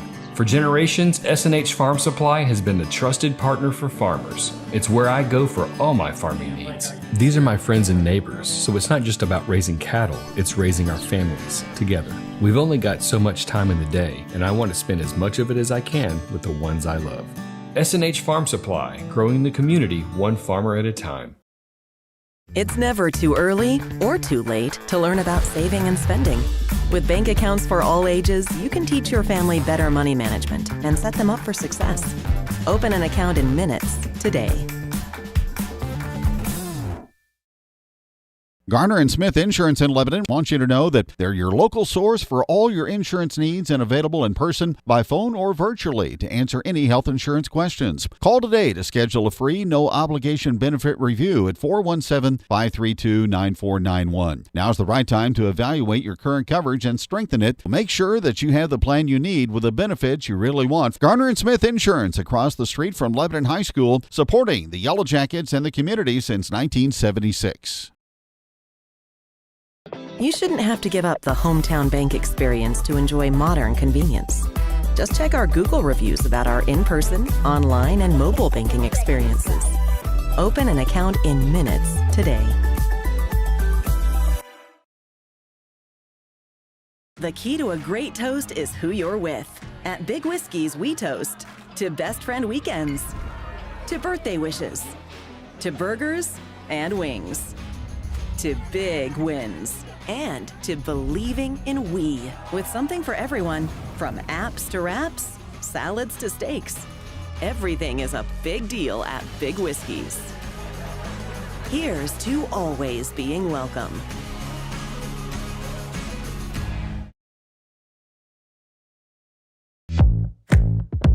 My name is Jaysha Connor, owner and nurse practitioner here at Ginger Wellness. I believe that sometimes healthcare does too much, and I believe that's where wellness centers can really bridge that gap and really give people some confidence in natural ways, healthier ways, to really improve quality of life and to get healthy. We want to feel better and live better lives. It's not about quantity, it's a lot about quality of your life.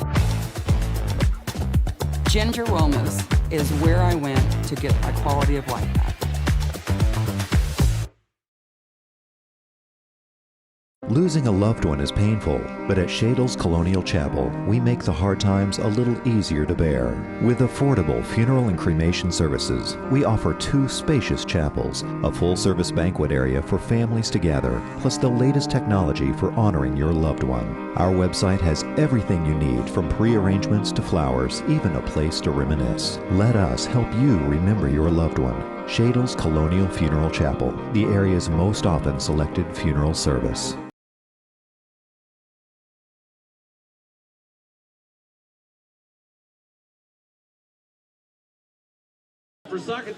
Trey Overstreet here with Jacket Nation Sports on the sideline. A little first half recap as the Yellow Jackets have been plagued by turnovers once again in this first half, but 2 timely, wow, that scared the crap out of me.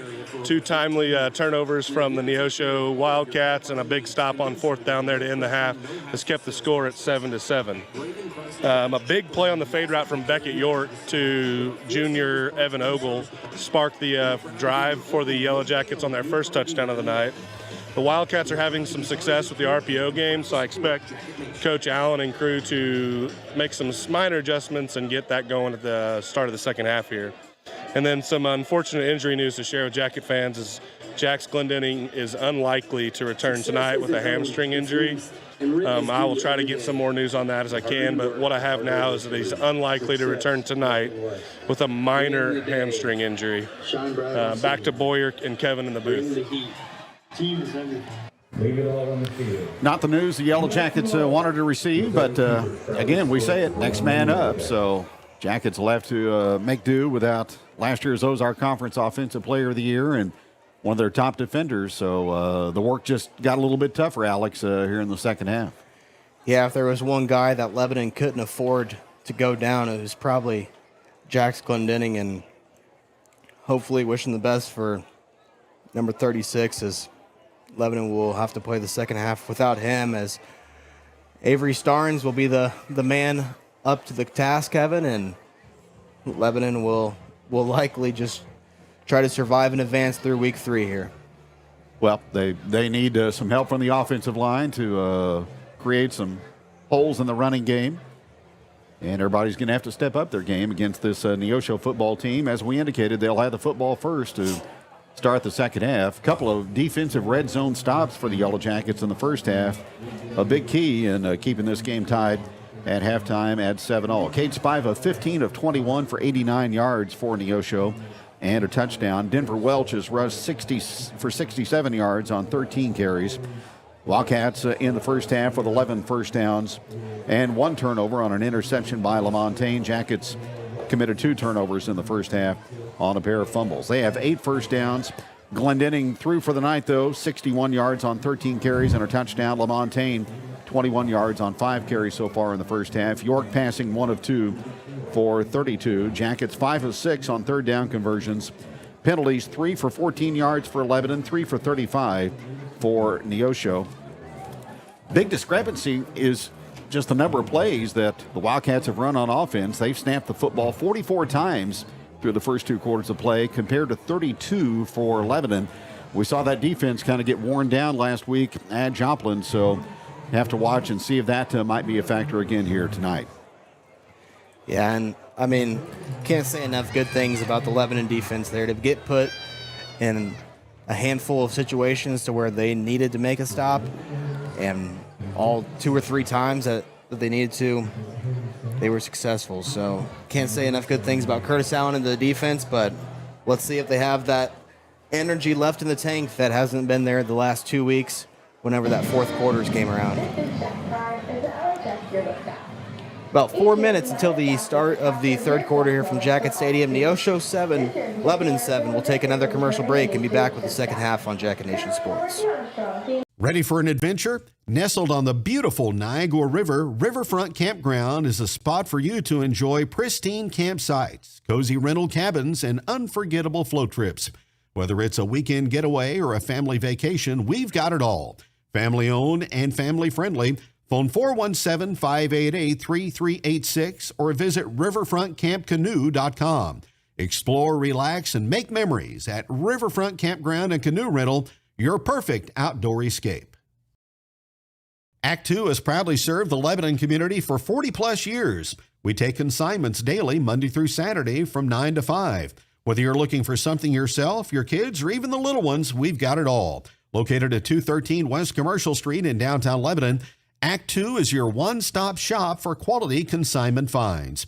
Visit today or call 417-588-3881. Act 2, where your fashion finds a second chance. Show Me Drone Solutions provides aerial weed and brush control options, fungicide and burn down on row crop and food place seeding and establishment. Every day we strive to provide cutting-edge technology to improve your operation efficiently. If you have more questions, give Lane Gross a call at 417-718-9967. Show Me Drone Solutions, a proud supporter of Jacket Nation Sports. With locations at Bennett Springs, Springfield, Republic, and Nixa, SnowBiz is the perfect sweet treat to beat the summer heat. SnowBiz offers authentic Hawaiian-style shaved ice with 50-plus true-to-life unbeatable flavors.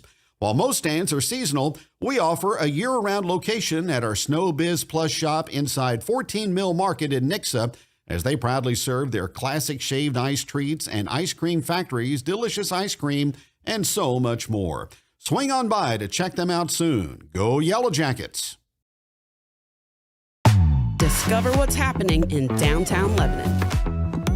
Experience the hometown charm of art, live music, and family-friendly events all year round. Indulge in our diverse dining options from cozy coffee shops to excellent restaurants. Explore local boutiques and vibrant shopping spots. We'll see you under the arches in downtown Lebanon. At Heritage Bank of the Ozarks, we know what it takes to turn a house into a home. Our goal is to make owning your dream home come true. From construction loans for a custom home or renovation, we will tailor a plan for you. We are here to guide small businesses to their next step in finding smart financial solutions. We take pride in supporting our community's ventures with expertise you can trust. We are your home mortgage and commercial lending experts. Come see us at one of our branches. At Heritage Bank, we are neighbors serving neighbors. Leaves aren't the only thing falling this time of the year. Prices are too. It's Gravely's Autumn Savings Event, where select zero-turn mowers, parts and accessories, even baggers and rops are on sale. Whether you're a commercial landscaper looking to beef up your fleet or just someone who loves mowing with the best, this is your chance to save. But hurry, much like the falling leaves, the Gravely Autumn Savings Event is for a limited time only.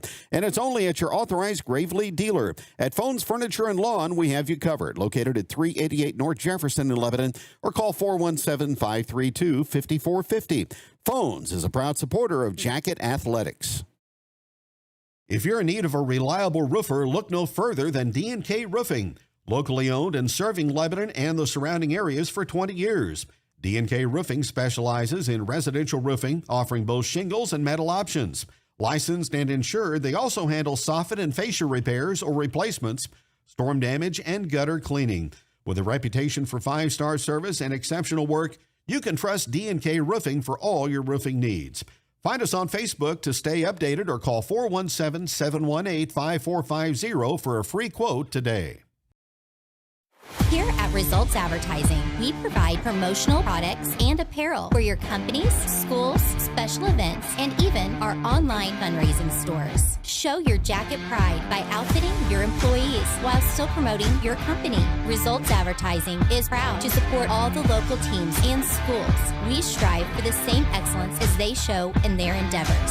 So let us help you cheer on and show your jacket pride. Go Jackets!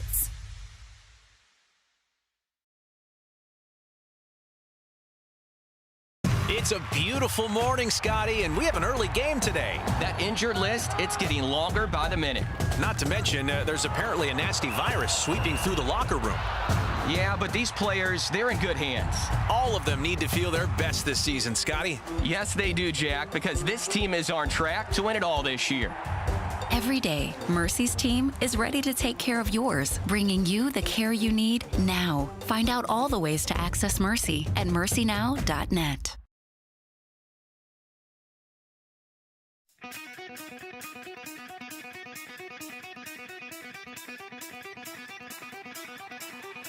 Success isn't owned, it's leased, and rent is due every day. The harder you work, the harder it is to lose. Success, nothing less. Win the day. Shine bright on senior night. Bring the heat. Team is everything. Leave it all on the field. Let's roll! Missouri Cooperage proudly supports the Lebanon Yellow Jackets. Here at Jonesy's Travel Center, we're more than just a pit stop. We're a destination. Fuel up your car and your appetite with our exclusive offers. Teachers and students, show your student or faculty ID and enjoy a 5-cent discount on gas every day. Hungry? Don't miss out on our mouth-watering daily specials at the restaurant. Need a space to meet? Our meeting room has got you covered. From fueling your car to fueling your day, Jonesy's Travel Center has it all. Come experience it for yourself.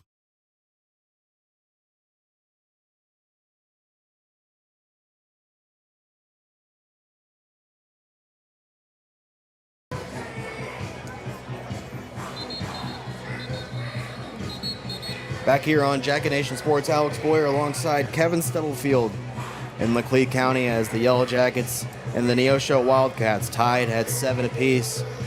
Just about to get underway in the third quarter. Jax Glendenning ruled out by our sideline reporter, Trey Overstreet. He does have a helmet on, standing at the 50-yard line, so we'll see if we see number 36 again for these last 24 minutes of action. Standing right beside Abe Allen, who suffered the same injury last week at Joplin. Will Christian said Abe Allen likely out 4 weeks, and hopefully can get him rested up and get some of this youth some much-needed experience as Rhett Rhodes set to kick off here to begin things. He has it teed up at the 40-yard line, and now he's going to kick it short.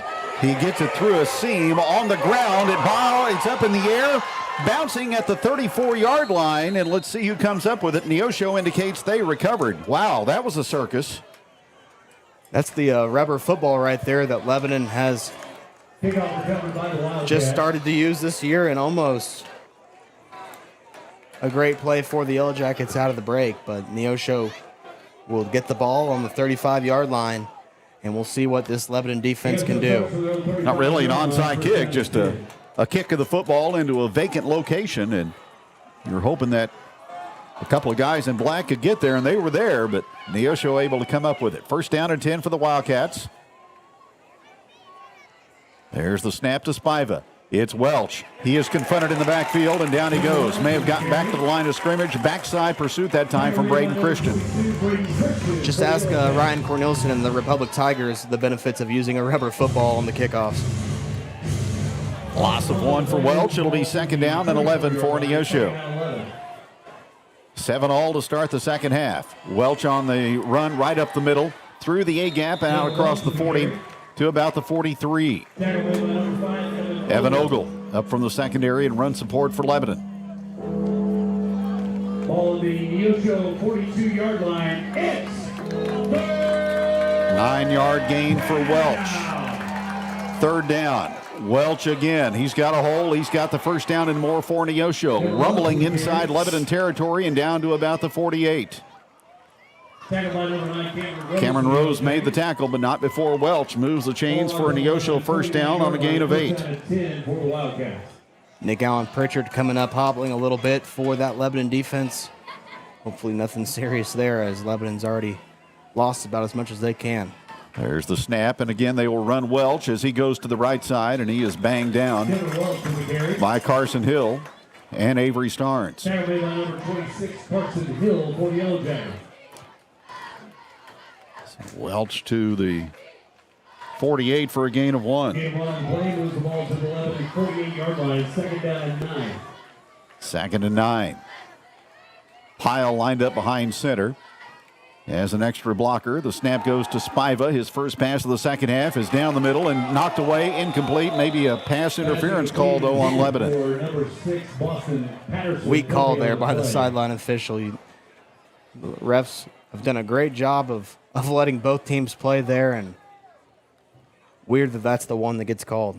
That's interference for the ball against Lebanon. A DPI against Lebanon will give Neosho an automatic first down.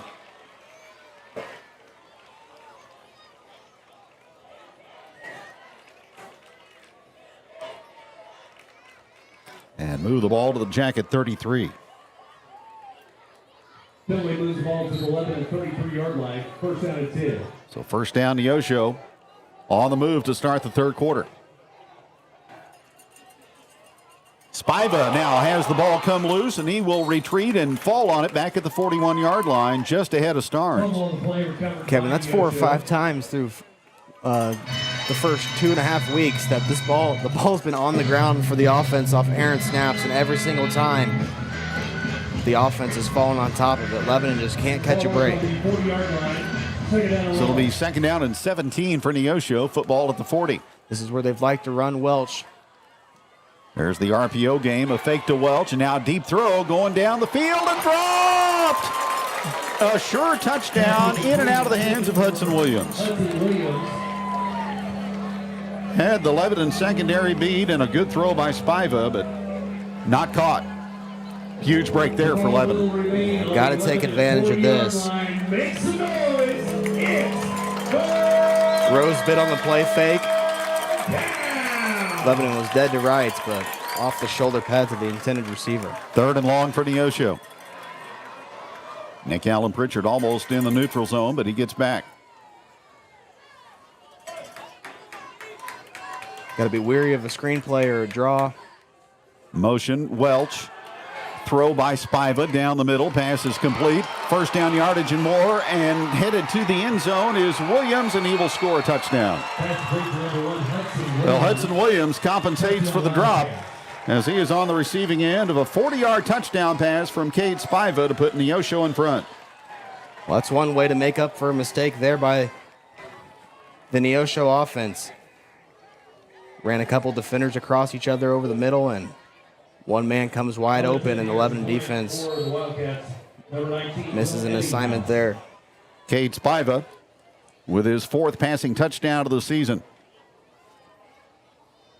The Wildcats go in front for the first time tonight. Ebbinghaus with the PAT, and he sends it up, and it's good. 14-7 Neosho with 9:43 remaining in the third on Jacket Nation Sports.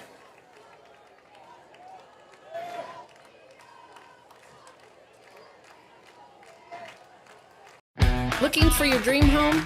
Trust Century 21 Laclede Realty, Lebanon's #1 real estate office, to guide you every step of the way. With our expert agents and unmatched local knowledge, we make finding your perfect home as exciting as a Yellow Jacket touchdown.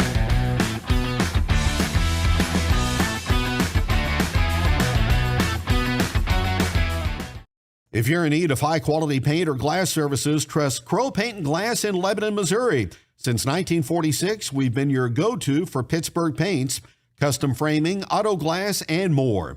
Visit at 390 West Elm in Lebanon for all your home beautification needs. Open Monday through Friday from 7 a.m. to 5:30 p.m. Call 417-532-3551 for a free quote. Crow Paint and Glass, quality and hometown services you can count on. Go Yellow Jackets! 14-7 Neosho, 40-yard touchdown pass, Spiva to Williams, and the kick is going to be hauled in by Ogle. He takes it straight up the field, and then he gets hog-tied and tossed down to the 25. Jackets in a trailing position on the scoreboard for the first time tonight with 9:38 remaining in the third.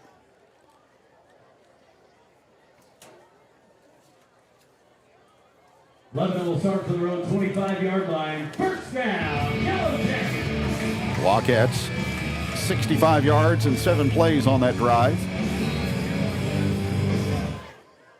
Still no Jax Glendenning on the field for Lebanon, so Avery Starnes at the fullback position. From the 25-yard line and lowering his head and getting short yardage out to the 26.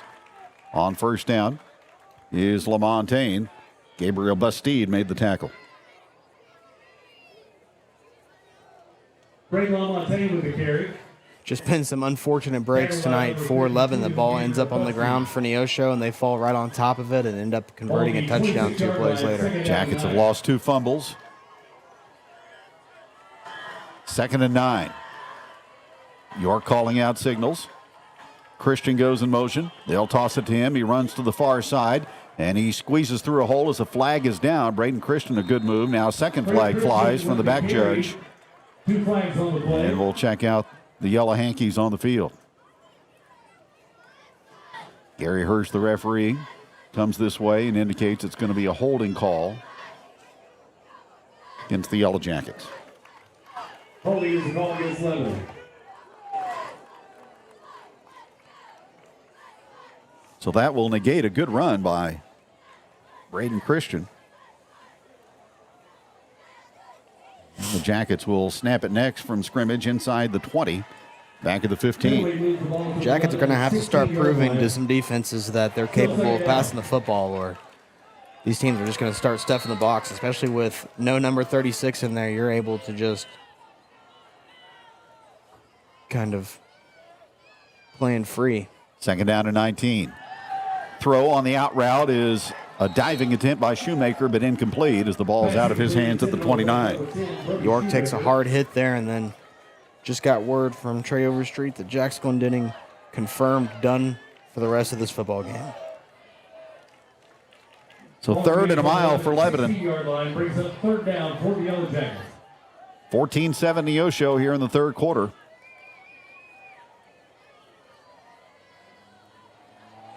Ogle deployed left and Shoemaker to the right. York back to throw. Sets up the screen to Christian, across the 20, across the 25, across the 30-yard line, reaches out the football there, and another flag is down. About 5 yards short of the first down. We'll check out the marker. Man, if this is against Lebanon, just self-inflicted wounds all night. Face mask, though, against Neosho. So a 14-yard gain on the pass completion and tack on 15 on top of that. Hopefully that's the play that can spark some positivity in this Lebanon offense. And Jonesy's Travel Center first down for LHS. 4 penalties, 50 yards in total so far for the Wildcats. Lebanon will have it first down at the 45. Penalty puts the ball at the Lebanon 45-yard line. So at the very least, the Jackets have some operating room. First down and 10, ball on the right hash mark. Hand off to Christian. Looking for running room, keeps churning, but he's going to be halted after a gain of 1. Tackle made by number 52, Gabriel Bastide. It'll be 2nd down and 9. Ball marks on the left at 46-yard line, 2nd down and 9. Shoemaker to the right and Ogle to the left. Starnes, the fullback, LaMontagne in motion. It'll be Avery Starnes getting the carry as he whirls his way across the 50 and down to about the 49. Tackle made by Trey Harden, the 220-pound senior linebacker for Neosho. Gain of 5 for Starnes. And 3rd down for the Yellow Jackets and 4.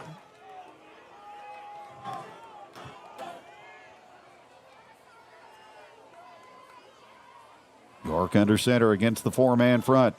Fullback dive. Starnes short of the first down by about a yard and a half. 55, Bryce Warren, the tackler for Neosho. Starnes had a lot of room in front of him, just tripped up over his own feet there, and now 4th and 1 for Lebanon, upcoming from the 47. Jackets 6 out of 8 on third down. This is their first 4th down attempt of the night. Snap to York. It'll be Starnes up the middle, and he is close to the first down. We'll see where they spot it. Looks like forward progress will be given to the Neosho 44. Good effort there by Starnes. And Lebanon keeps the chains moving with just about 6.5 minutes left here to play in quarter number 3. 10th Jonesy's Travel Center first down to the night for Lebanon. And possession continues at the Neosho 44. This drive began at the 25. It was backed up due to the holding penalty. Here's a pass out of the backfield. LaMontagne with a head of steam across the 40 and down to the Wildcat 38. Trey Harden again in on the tackle for Neosho, but the Jackets get 6 on that first down pass play. Neosho 38-yard line, 2nd down and 4.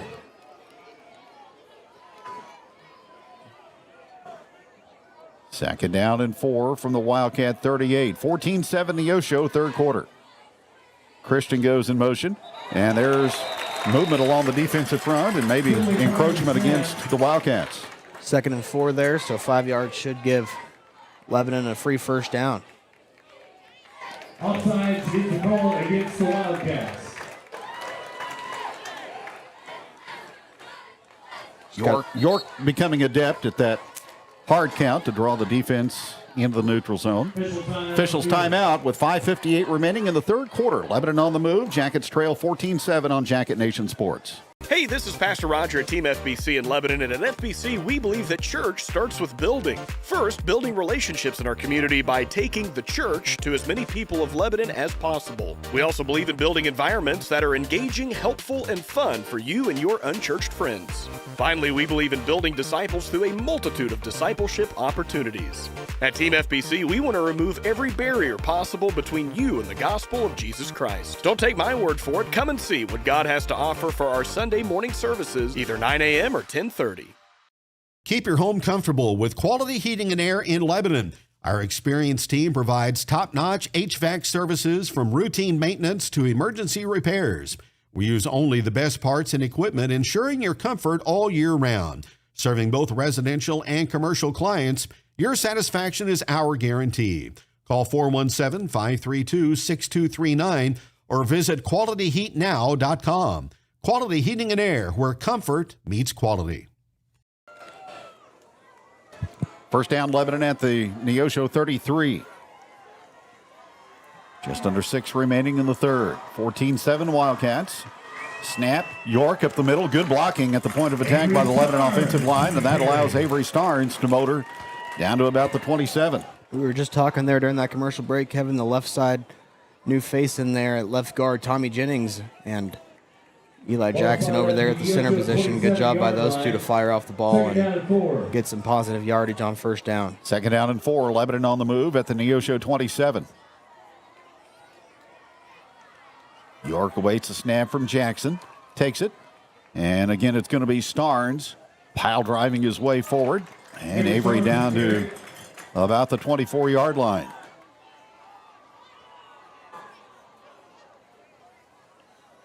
Gabriel play moves the ball 55, Bryce Warren again on the tackle. 24-yard line. 3rd down and short.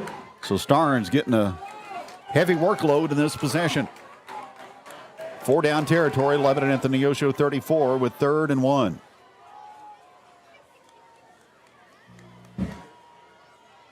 York up the middle into the secondary, Avery Starnes, and he's got a Jonesy Travel Center first down inside the 15-yard line down to about the 12.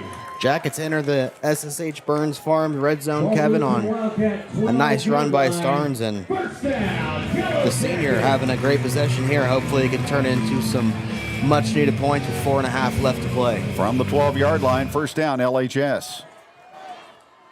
14-7 Neosho in front. York. Starnes lowers the shoulder pads, and he is forward to about the 8. Avery doing a good job of falling forward this drive and picking up some extra yardage where he can find some. Little brother Gage was on this field last night playing for the Lebanon Middle School against Glendale. Man, he's going to be a fun player to watch. He really is, on both sides of the ball. 2nd and 6 from the 8. And off to Starnes, confronted in the backfield, but again able to matriculate his way inside the 5-yard line. They'll put it right at the 5 for a gain of 3. Bulldogs on the Neosho 5-yard line, 3rd down and 2. So it'll be 3rd and 2 for the Yellow Jackets. Out of the huddle with 3:33 to go in the 3rd quarter. Play clock at 22. York calls for the football, and again it's going to be Starnes, and he has got the first down, and as he pushes toward the end zone, he is just shy of the promised land, but it'll be 1st and goal to go. Another Jonesy's Travel Center first down for Lebanon as Starnes gets forward to the 1. Man, I have a hard time believing the number 28 didn't end up in the end zone there, but nonetheless, the clock keeps running and the Jackets 1st and goal from the 1. Hopefully can just sneak it into the end zone here, or do they? Drive started at the 25 and retreated to the 16-yard line due to a holding call. Oh, here is Starnes hit in the backfield, and down he goes. Loss of 1 there. Blowing through there to detonate the play was Trey Harden, the linebacker. You get down here to the 1-yard line, Kevin, and these guys are huffing and puffing. It's hard for them to fire off the ball. Lebanon would likely 3 more plays to try to score from the 2 now. 2nd and goal from there.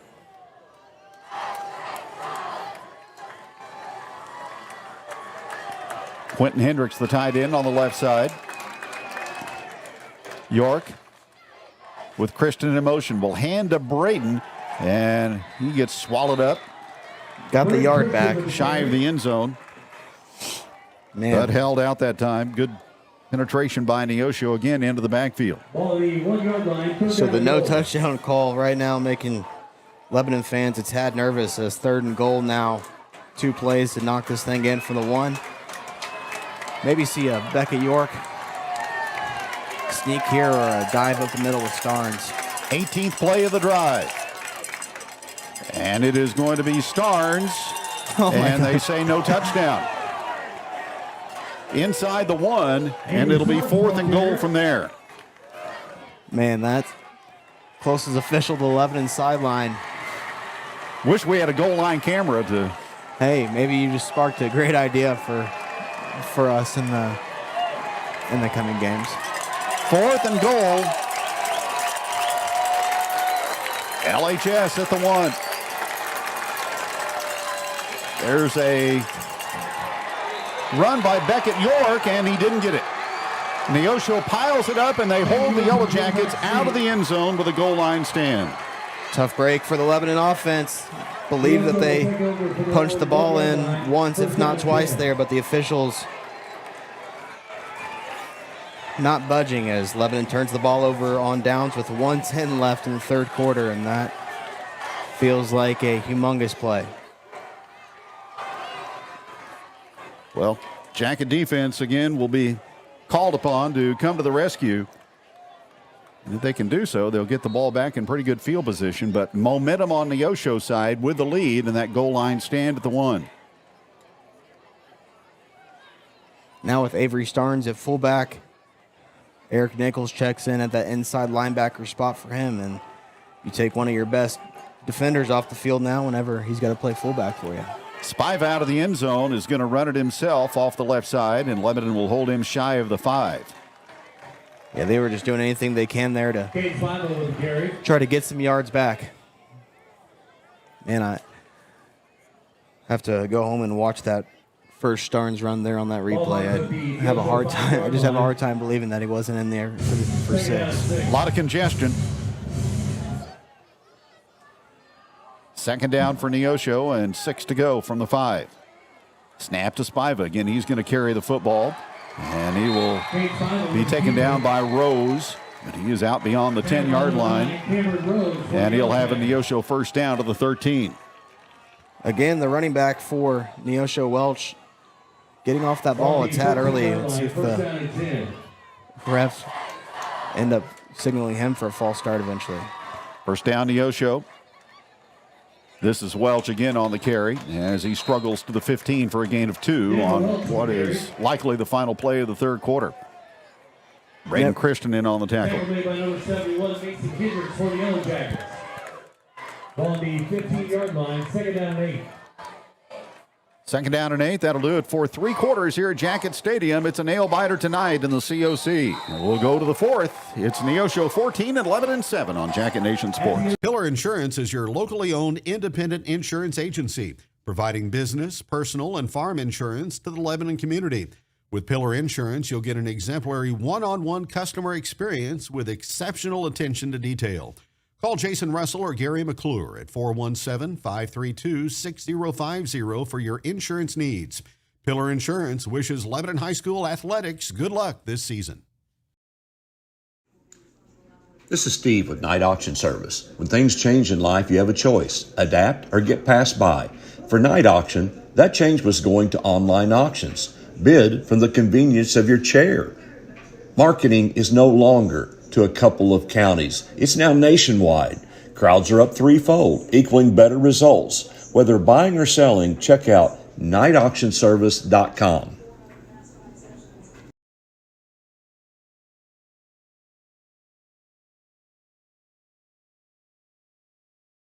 Trey Overstreet here as we head into the fourth quarter at Yellow Jacket Stadium.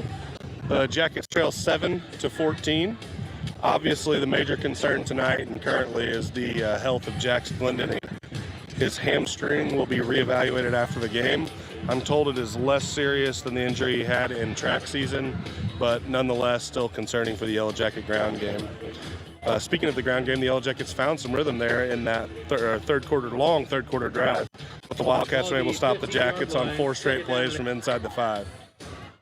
Yellow Jackets going to continue to try to establish that run game and get a stop here, get the ball back, and go score. Back to second down, there's the snap to Spiva. He will run to the left side, look to cut it back. Mason Hendricks will take him down at about the 21. Hey, Spiva with a carry. Tackled made by Mason Hendricks. So about 3 yards short of the 1st and 10 for Neosho on the 6-yard gain by KT.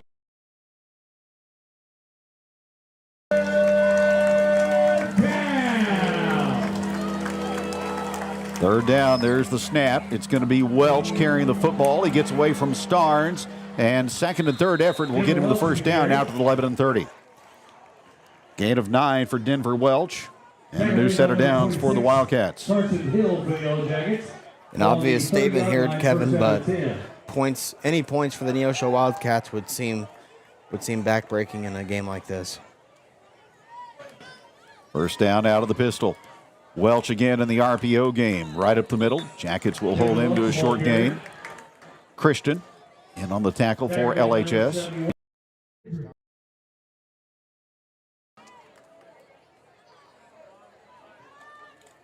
This is a physical Neosho Wildcat football team.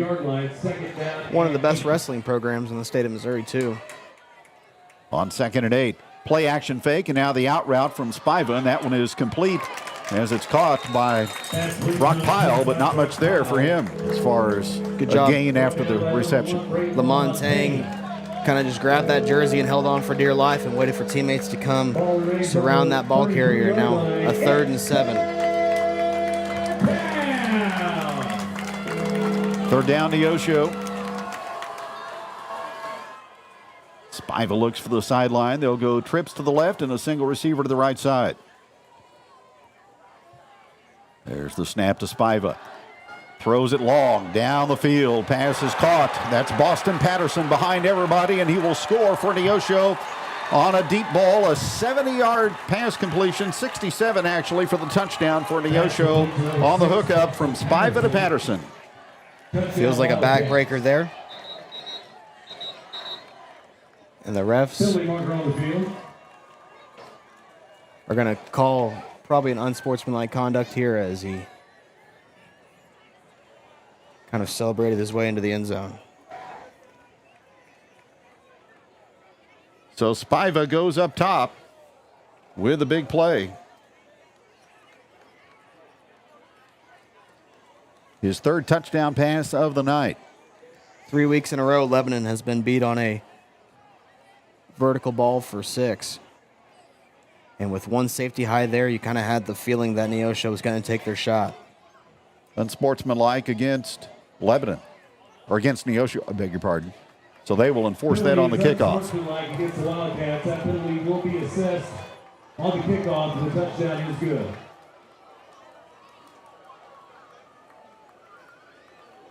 So Patterson hauls in the deep pass. Ebbinghaus for the PAT for the Wildcats, as they have gone up by 2 scores here at Jacket Stadium. And the kick is on the way, and it is good. It's Neosho 21, Lebanon 7. Back after this on Jacket Nation Sports. When it's time to clean out, remodel, or start new construction, you need a reliable partner. That's where Lebanon Dumpster Solutions comes in. Whether it's a property cleanup or big commercial job, we've got the right roll-off dumpster for you. Locally owned and operated, we're proud to serve our community. Licensed, insured, and committed to excellent service. Call Lebanon Dumpster Solutions today for a free quote at 417-288-2481 or find us on Facebook. Lebanon Dumpster Solutions, a proud supporter of Lebanon High School athletics. Attention business owners, simplify your payroll with United Payroll Service. We provide reliable, accurate, and affordable payroll solutions for all types of businesses. We handle everything from direct deposits to paper checks, file and pay your payroll taxes, and take care of W-2s, plus assist with insurance audits. Come see us at 221 West Commercial Street or call Chris Meckham at 417-650-8602. Send an email to chris@unitedpayrollservice.net or find us on Facebook. United Payroll Service, payroll made easy. Well, after the goal line stand, Neosho goes 99 yards.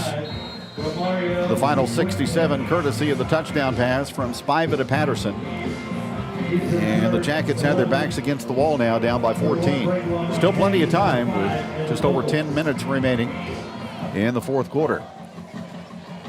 Kickoff to LaMontagne, retreats at the 19, across the 25, he's across the 30, and he gets banged out of bounds at about the 39.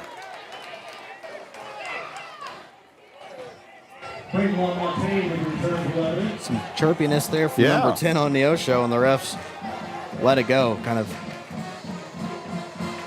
Canton Smith. Man, has some words for Braden LaMontagne. So 1st and 10 for Lebanon. Jackets have moved the ball well consistently tonight, but just one score to show for it.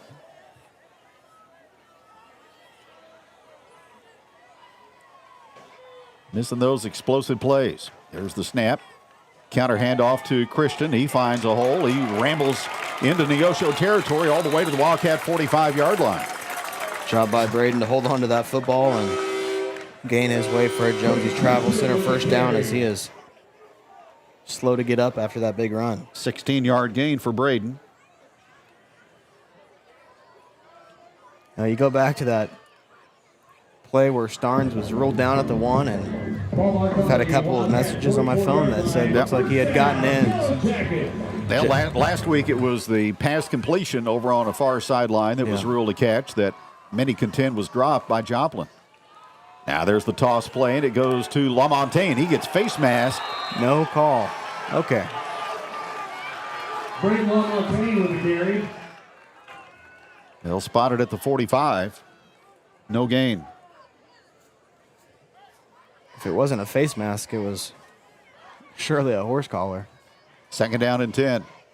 2nd down and 9. Gain of 1 for Braden. Ball to the 45-yard line. 2nd down and 9. 21-7 Neosho in the fourth quarter. Ball on the left hash.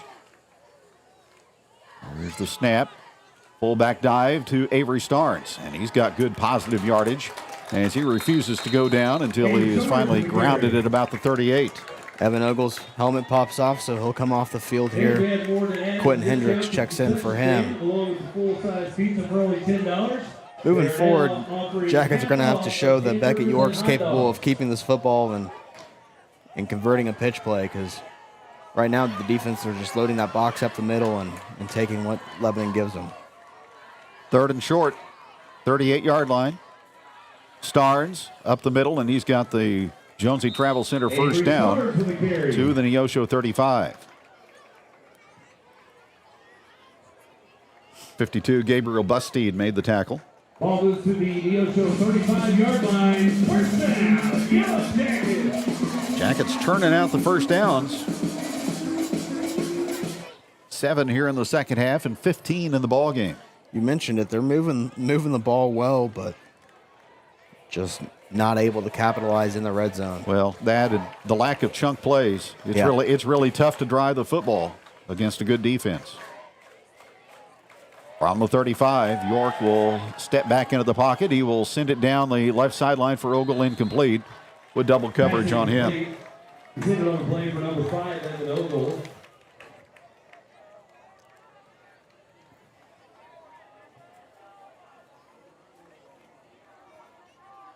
Three for 6 passing tonight for Beckett York for a total of 52 yards. So this has been his best passing performance of the season. Incompletion stops the clock with 7:55 remaining in the fourth. Second down to 10 at the Wildcat 35. There's the snap. It's going to be Starnes, and he gets pounded in the backfield. Blowing through there, Bryce Warren. Loss of 1 to the 36. That clock just continues to count down. Third down for the Yellow Jackets and 11 to go. 21-7 Neosho. Must score possession for LHS. York to throw. The heat comes, and that forces the ball to be released early for LaMontagne and incomplete.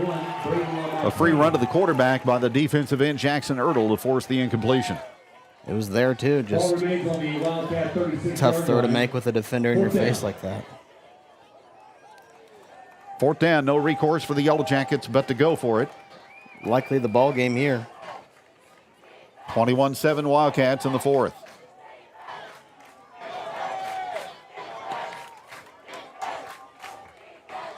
Dull tight end alignment. LaMontagne in motion. Toss, Ogle.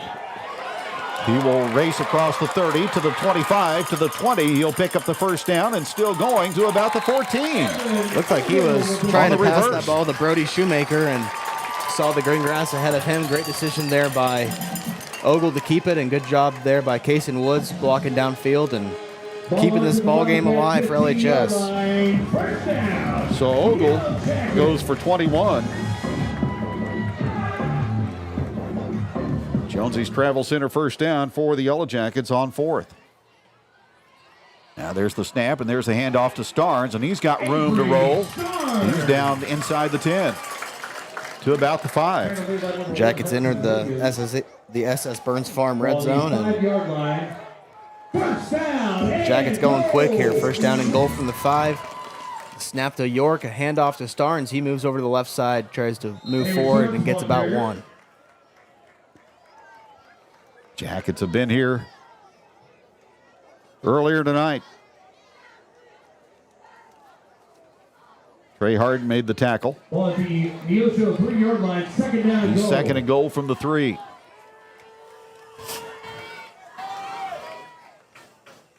LaMontagne goes in motion. They'll toss it to him. Christian with a block. LaMontagne is spilled shy of the goal line at the 1. Frank LaMontagne with the carry. Down to 1-yard line, third down and goal. So third and goal from there. When the Jackets snap it next, we'll have less than 5 minutes, or less than 6 minutes to go, and an official's timeout will give us a break. 21-7 Neosho. Jackets knocking on the door again here on Jacket Nation Sports. It's never too early or too late to learn about saving and spending. With bank accounts for all ages, you can teach your family better money management and set them up for success. Open an account in minutes today. Garner and Smith Insurance in Lebanon wants you to know that they're your local source for all your insurance needs and available in person, by phone, or virtually to answer any health insurance questions. Call today to schedule a free, no-obligation benefit review at 417-532-9491. Now's the right time to evaluate your current coverage and strengthen it. Make sure that you have the plan you need with the benefits you really want. Garner and Smith Insurance, across the street from Lebanon High School, supporting the Yellow Jackets and the community since 1976. You shouldn't have to give up the hometown bank experience to enjoy modern convenience. Just check our Google reviews about our in-person, online, and mobile banking experiences. Open an account in minutes today. The game tonight. Good time to go ahead and give them a call and tell them to head this way. 3rd and goal from the 1 for the Yellow Jackets. Already one goal line stand in this quarter by the Wildcats. York hands the football off, and Starnes gets tripped up, and he lands on the goal line again. Man, just shy. Tackled by number 75, Everson Tomlinson. Well, here we go again. Great play there by Tomlinson. Legitimately tackled Starnes by his shoelace there and kept him out of the end zone. And more importantly for Neosho, keeps that clock moving. Does. Jackets have to get about a half yard here to score. And they're going to pass the football, and wide open in the back of the end zone is Brody Shoemaker for the touchdown. Well, enough of that running the football right into the middle of the line. Just throw to your open receiver. Brody Shoemaker, I think you and I might have been closer to Brody Shoemaker than the nearest Neosho defender, as Lebanon gets into the end zone with 5:22. The first passing touchdown for Becca York of the season, the first touchdown reception for Brody Shoemaker, and a big extra point pending for Rhett Rhodes. Trying to make this a 7-point game. 5:22 remaining. Jackets with all 3 timeouts. Movement before the ball is snapped back to the holder. Man, shout out Brian Summer on that play call. Everybody in this stadium, I think, thought number 28 was going to get that ball. Sure enough, great fake there by York, and nice composure to complete that pass when someone's that wide open. Penalty on the play, false start against the Yellow Jackets. So this will make the extra point for Rhodes. A 25-yard attempt out of the hold of Christian after the procedure call against the Yellow Jackets. High snap. Christian is able to haul it in, and the extra point is up, and it's good by Rhett Rhodes. So got a ball game again, 21-14 Wildcats with 5:22 remaining in regulation on Jacket Nation Sport. The key to a great toast is who you're with. At Big Whiskey's, we toast to best friend weekends, to birthday wishes, to burgers and wings, to big wins, and to believing in we, with something for everyone, from apps to wraps, salads to steaks. Everything is a big deal at Big Whiskey's. Here's to always being welcome.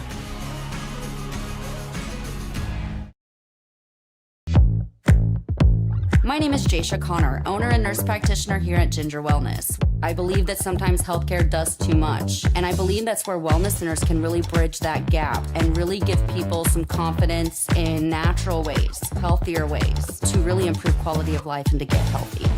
We want to feel better and live better lives. It's not about quantity, it's a lot about quality of your life. Ginger Wellness is where I went to get my quality of life back. Team play 61-yard drive for the Yellow Jackets. Beckett York to Brody Shoemaker for the 1-yard TD pass to bring Lebanon to within 21-14. Rhodes kicked it short the last time to start the third period. He's going to kick it again short to the left side. It skids through the Wildcats, and they are going to pick it up. Not the excitement that we had on the previous kick, and Lebanon's kick coverage will stop the returner at the 36-yard line. No time went off the clock. So again, incumbent on the Lebanon defense to stand tall here in the fourth quarter. First down 10. against this Neosho offense that's averaging 46 points a game. Jackets have played tough. Spiva takes the snap. He will fake to Welch. He will run the RPO carry and be shoved out of bounds across the way.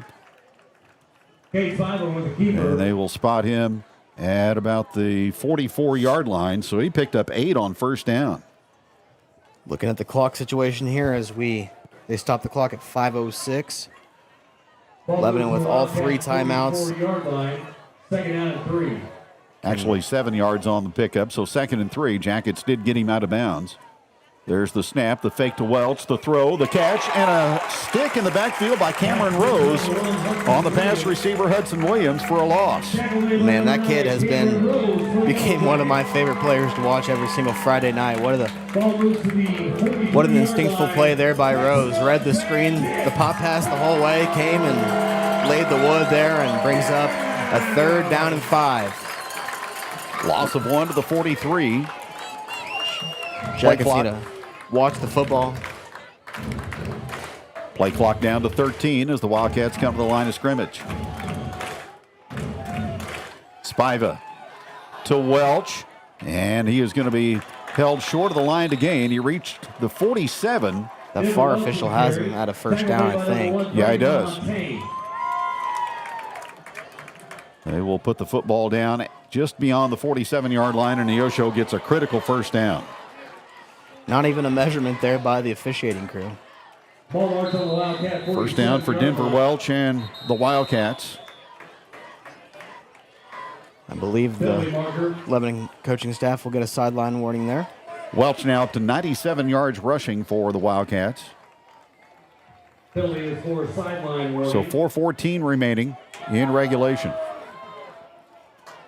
21-14 Wildcats. The sideline official on Lebanon's side and Will Christian are having a fun conversation. I believe he just pointed at Will and said that's enough. So Lebanon coaching staff will need to make sure they take care of business. That clock continuing to run as Neosho breaks the huddle with 8 on the play clock. First down from the 47. Snap to Spiva. Fakes to Welch. Rolls away from the pressure. Flag is down. Spiva still going. Breaking inside the 30, inside the 25. Breaks a tackle from Ogle. Stays on his feet and goes to the end zone for the touchdown, but a flag is down back at the Wildcat 45. And Gary Hurst may summon everyone back up the field. And an unsportsmanlike conduct penalty again on Neosho. So a little bit of a Heisman post struck there by Spiva, and that's going to cost Neosho some extra yards. So we'll see what is the outcome of both of these penalties, because I believe it might be a dead ball foul on Neosho for the unsportsmanlike. Well, if it's a hold in that, could be 25 yards and penalty. We will let the guys in the striped shirts sort it out. We might get to learn something else here.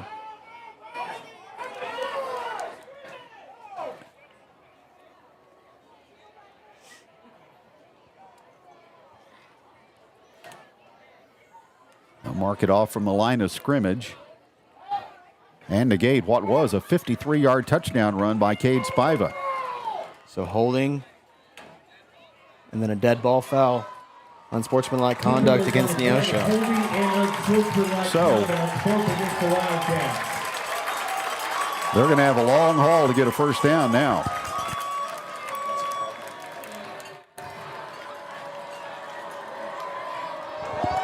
This should put the ball back inside the 25, and it does, all the way back to the 22-yard line. Looking over at our scoreboard producer, Garrett Brown, trying to get yardages for him, and this is a big number right here, Garrett, just in case you're wondering. 1st and 35. The penalties place the ball on the Wildcat 22-yard line. First down. First down and 36. There you go. Not many plays on the chart for down and distance like that. My guess is number 4 will be getting the football here for Neosho 2 or 3 times, and let's see how many yards he can get. Now, regardless, Lebanon has to keep the play in front of them here. Definitely, and got to watch out for some trickery. I know Neosho's trying to set up that double pass with those pop passes out wide to the receivers. So definitely need to keep everything in front of them. 1st and 36. Spiva across the way, and that pass is going to be caught by Patterson. And he takes a couple of tacklers with him out across the 30 to the 33. Timeout Lebanon after the completion there, and 3:30 left in the fourth quarter. Lebanon trying to hold strong here and get the ball back. Be back right after this on Jacket Nation Sports. Losing a loved one is painful, but at Shadle's Colonial Chapel, we make the hard times a little easier to bear. With affordable funeral and cremation services, we offer 2 spacious chapels, a full-service banquet area for families to gather, plus the latest technology for honoring your loved one. Our website has everything you need, from pre-arrangements to flowers, even a place to reminisce. Let us help you remember your loved one. Shadle's Colonial Funeral Chapel, the area's most often selected funeral service.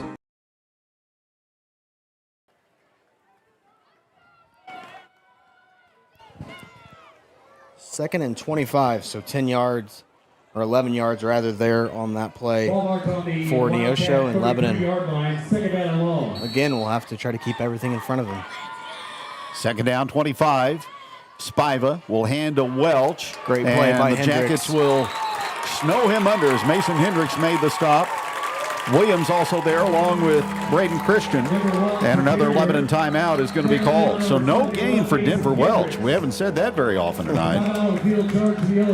That was great pursuit there by the Lebanon defensive line. Mason Hendricks breaking through that line and making a huge play there. So Lebanon takes their 2nd timeout, 3:26 left.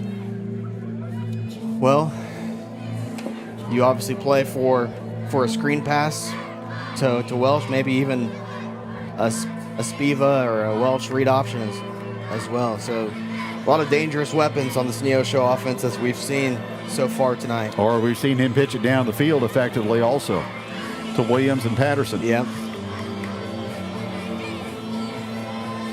But the Jacket defense has things in their favor right now.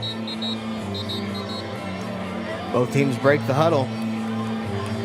Biggest play of the evening upcoming here from Jacket Stadium. It'll be 3rd and 25. Neosho will host Waynesville next Friday while Lebanon goes to Willard here on Jacket Nation. Everyone on their feet here. Empty backfield. There's the snap. There's Spiva out of the pocket and running. 35, 40-yard line and knocked out of bounds into the Neosho bench. And there's a flag down at the end of the play. Man, what a big call there as that takes the sails out of the Lebanon defense. Going to call a unnecessary roughness there as Lebanon had him by the back of his jersey, and I believe whatever defender that was might have led with the crown of his helmet. So Spiva got 11 to the 44. Officials discussed the penalty.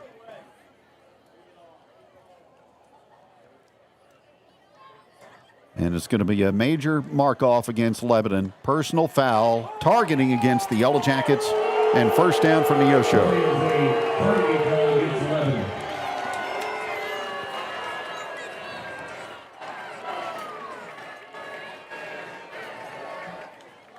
So Lebanon had a 1st and 35 situation, and Neosho ends up getting bailed out by the officials on an unnecessary roughness call. And now they'll have the ball at the Lebanon 41.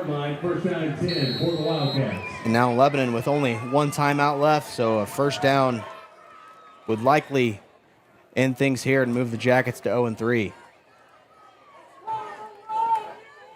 So Neosho had it 1st and 36, and they're able to get a conversion with the help of the personal foul call. Brian Summer and Will Christian close to earning themselves a yellow laundry flag.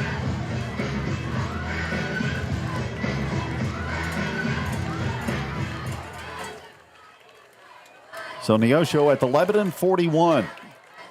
Handoff goes to Welch. He escapes a couple of would-be tacklers, and he drives down to about the 36, picks up 5. Denver Welch, the ball carrier. This Lebanon defense is gassed right now as two new defenders come on, and Kenneth Lucas. Gain of 5 on the play, moves the ball to the Lebanon 36-yard line. Christian Williams goes out. Neosho able to run that play clock and the game clock, which is at 2:15.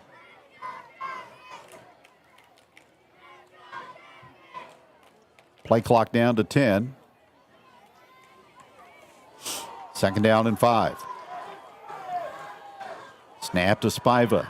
It is Welch, and Nick Allen Pritchard is able to grab a hold of him and stop him at the 35. Nick Allen Pritchard getting held by two offensive linemen for Neosho and no call. And Kevin, we've said it 2 weeks in a row now, make it 3. This Lebanon team, what another gritty performance and a gutsy performance. Absolutely. With a lot of adversity tonight, playing without their best player for 3/4 of the ball game.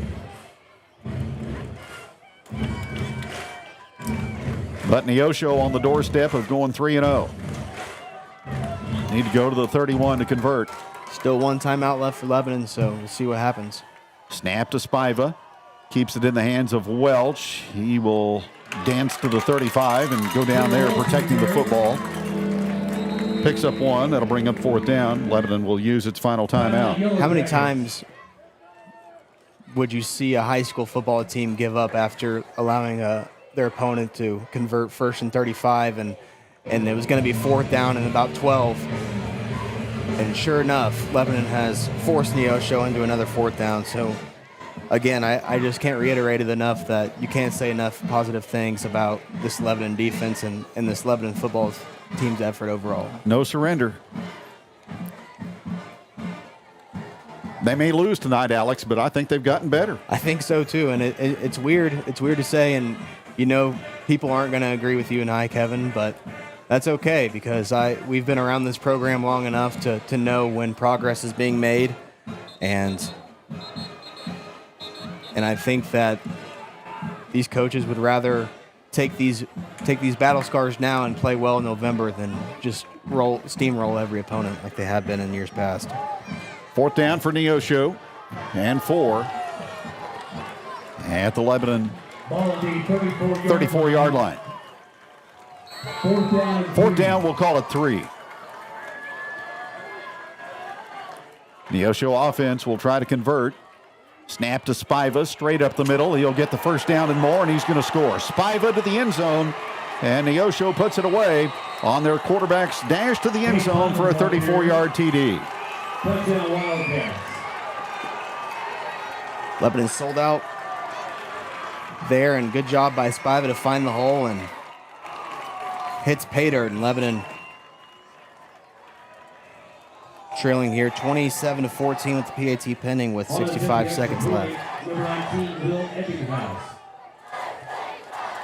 So a 34-yard run on 4th and 3 for Cade Spiva. Ebbinghaus has been perfect tonight in the point after category. Ball is bobbled, then put on the tee, and the kick is up, and it's good. Neosho 28, Lebanon 14, just 1:05 remaining, back with the kickoff. With locations at Bennett Springs, Springfield, Republic, and Nixa, SnowBiz is the perfect sweet treat to beat the summer heat. SnowBiz offers authentic Hawaiian-style shaved ice with 50-plus true-to-life unbeatable flavors. While most stands are seasonal, we offer a year-round location at our SnowBiz Plus shop inside 14 Mill Market in Nixa, as they proudly serve their classic shaved ice treats and ice cream factories, delicious ice cream, and so much more. Swing on by to check them out soon. Go Yellow Jackets! Ready for an adventure? Nestled on the beautiful Niagara River, Riverfront Campground is a spot for you to enjoy pristine campsites, cozy rental cabins, and unforgettable float trips. Whether it's a weekend getaway or a family vacation, we've got it all. Family owned and family friendly. Phone 417-588-3386 or visit riverfrontcampcanoe.com. Explore, relax, and make memories at Riverfront Campground and Canoe Rental, your perfect outdoor escape. They are about to go to 3-0 in 2024. Kickoff from the 8-yard line to LaMontagne. and dropped at the 25. You look at that Neosho team from a year ago, 1-9, like you said, about to go to 3-0, and you know what?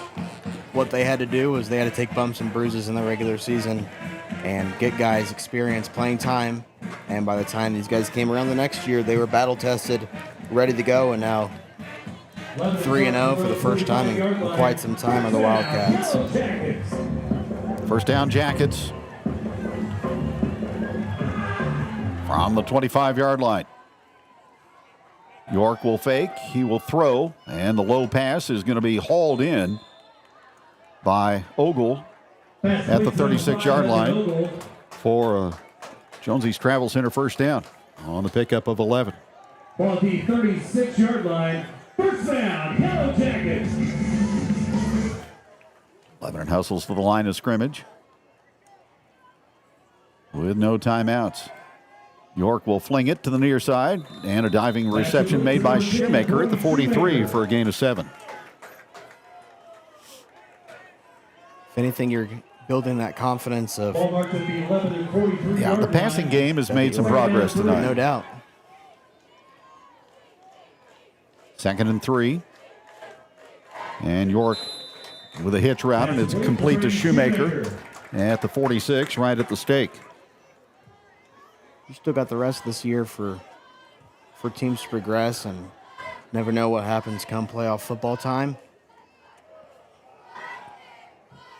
6 more weeks to go in the regular season after tonight. Yep. With a very winnable game at Ozark next week. Receivers left and right. And York again surveying. Now he's going to tuck it under and go. 45-yard line in Neosho territory, and takes it all the way to the 39. Love the play there by Beckett York to take off and run. Brian Summers not going to like the fact that he didn't get down and slide, but 40-yard line, good decision. Another Jonesy's Travel Center first down on the 15-yard gain by Beckett York. Now he's going to go airborne again, and this pass is incomplete. Shoemaker, the intended receiver, with 5 seconds remaining.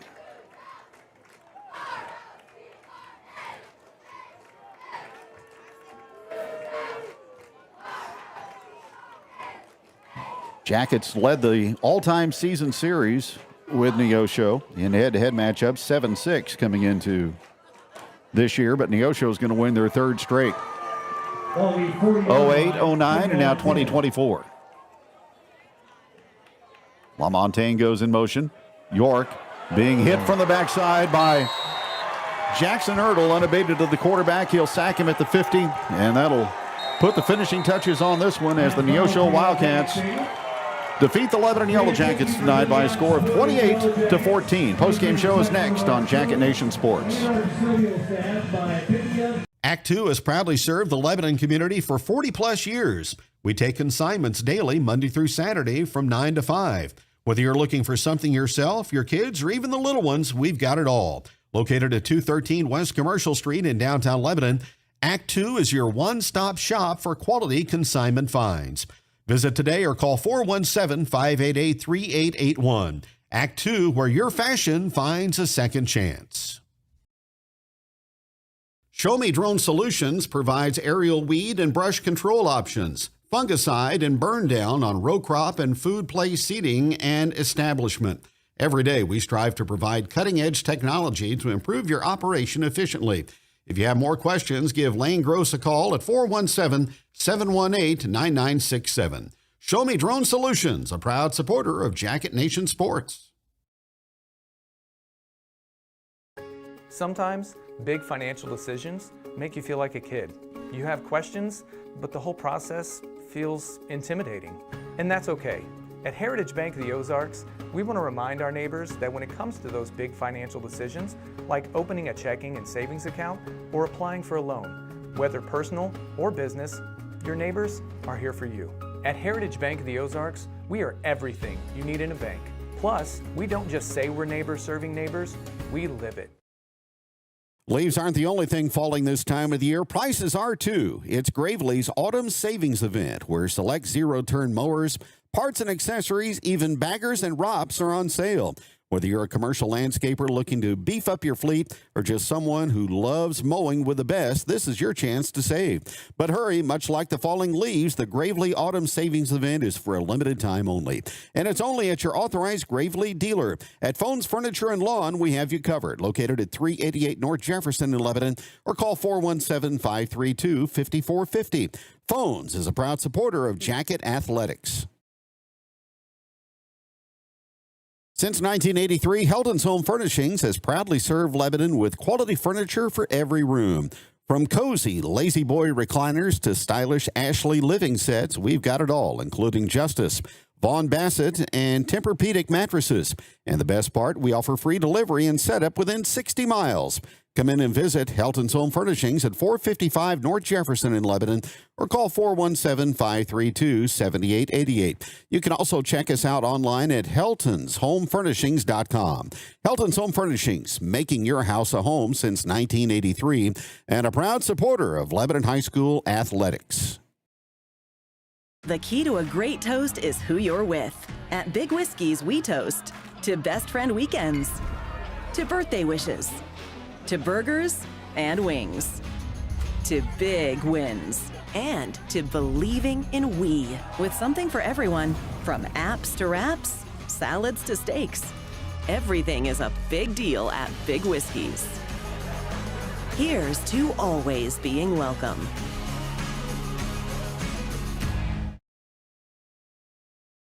Losing a loved one is painful, but at Shadle's Colonial Chapel, we make the hard times a little easier to bear. With affordable funeral and cremation services, we offer 2 spacious chapels, a full-service banquet area for families to gather, plus the latest technology for honoring your loved one. Our website has everything you need, from pre-arrangements to flowers, even a place to reminisce. Let us help you remember your loved one. Shadle's Colonial Funeral Chapel, the area's most often selected funeral service. This is Steve with Night Auction Service. When things change in life, you have a choice: adapt or get passed by. For Night Auction, that change was going to online auctions. Bid from the convenience of your chair. Marketing is no longer to a couple of counties. It's now nationwide. Crowds are up threefold, equaling better results. Whether buying or selling, check out nightauctionservice.com.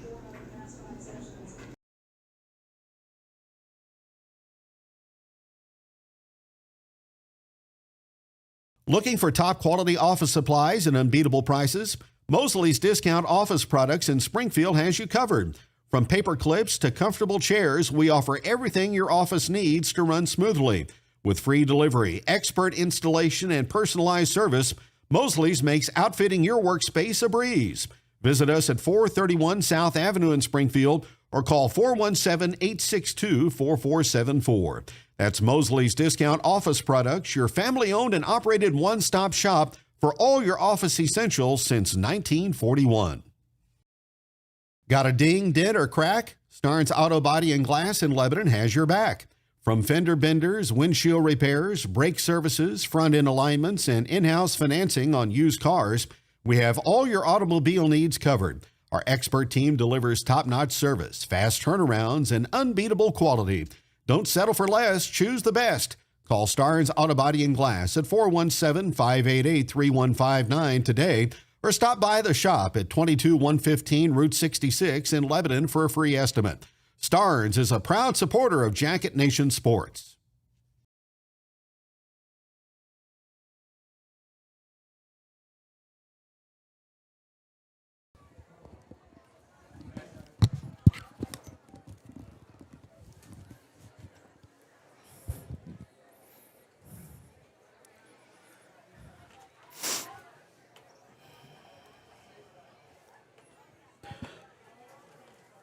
Neosho comes out in front of Lebanon in the end of this football game. 28-14 our final score. Physical contest tonight in the Central Ozark Conference as Neosho goes to 3-0. Coach C joins us. Will, bitter pill to swallow, the final account on the scoreboard, but Alex and I were talking. I thought your football team made some progress and got better tonight under a lot of adversity. Yeah, I agree, Kevin. I'm really proud of our kids. It's been a repetitive theme, I know, broken record a little bit, but truthfully, I am. We have had quite a bit of adversity. I mean, it's part of it, though. I mean, we can't, make it an excuse, but certainly we've had our share. And so, when you look at that, you oftentimes in life and in football, you're really close to something on the other side of that. So that's what we've got to look at right now. We got to, hope that we can get in a spot where we're healthy and playing better football. With some of those, areas that we've talked about, turnover differential and et cetera, et cetera. I can be a broken record with that stuff, but it's all real. And just one day at a time. I mean, obviously right now, what we're battling right now is that mental bug. You're an 0-3 football team, and and so there's some struggles with that. But we're going to show up Monday and get after it and get ready for Willard. Yep. Well, goal line stand for Neosho, pivotal in this football game. Couple of turnovers in the first half. Personal foul call when you had them 36 yards to go for a first down. So all of that combines to mistakes that you just can't afford to make at this point in time. Yeah, we can't. The margin for error is small, and we've had way too much of that over the course of the 3 weeks. And that's on me as the head football coach. We've got to play better football in all those categories. And we take strides. It's kind of like an ugly dance, We take 2 steps forward and 3 steps back. And so we just got to keep hammering away and working at it. I can promise you it's not because the kids and our coaching staff aren't trying really hard. We're doing everything we can. I mean, really, this is the 3rd game in a row where we showed that we're going to play all the way to the end. I mean, our kids didn't quit and didn't cave to the adversity. Easily could have, and so I'm proud of that. Now we've got to play better football. You had Jax Glendinning over there on the sideline with you. Hamstring mishap for him. What's the status, do you think, going forward? I'm not sure.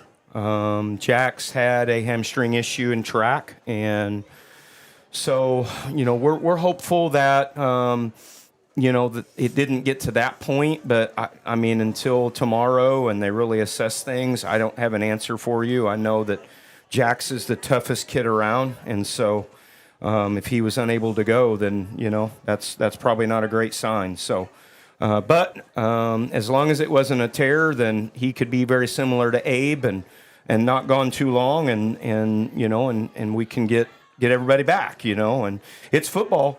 We've been ultra spoiled, and the word I'll use is ultra blessed for quite a while, Kevin, to not have to deal with a lot of injuries and such. And we've got our plate full right now, and we just got to deal with it. We just got to overcome it and get better. And it's an opportunity to get a lot of other players, next guy up, ready.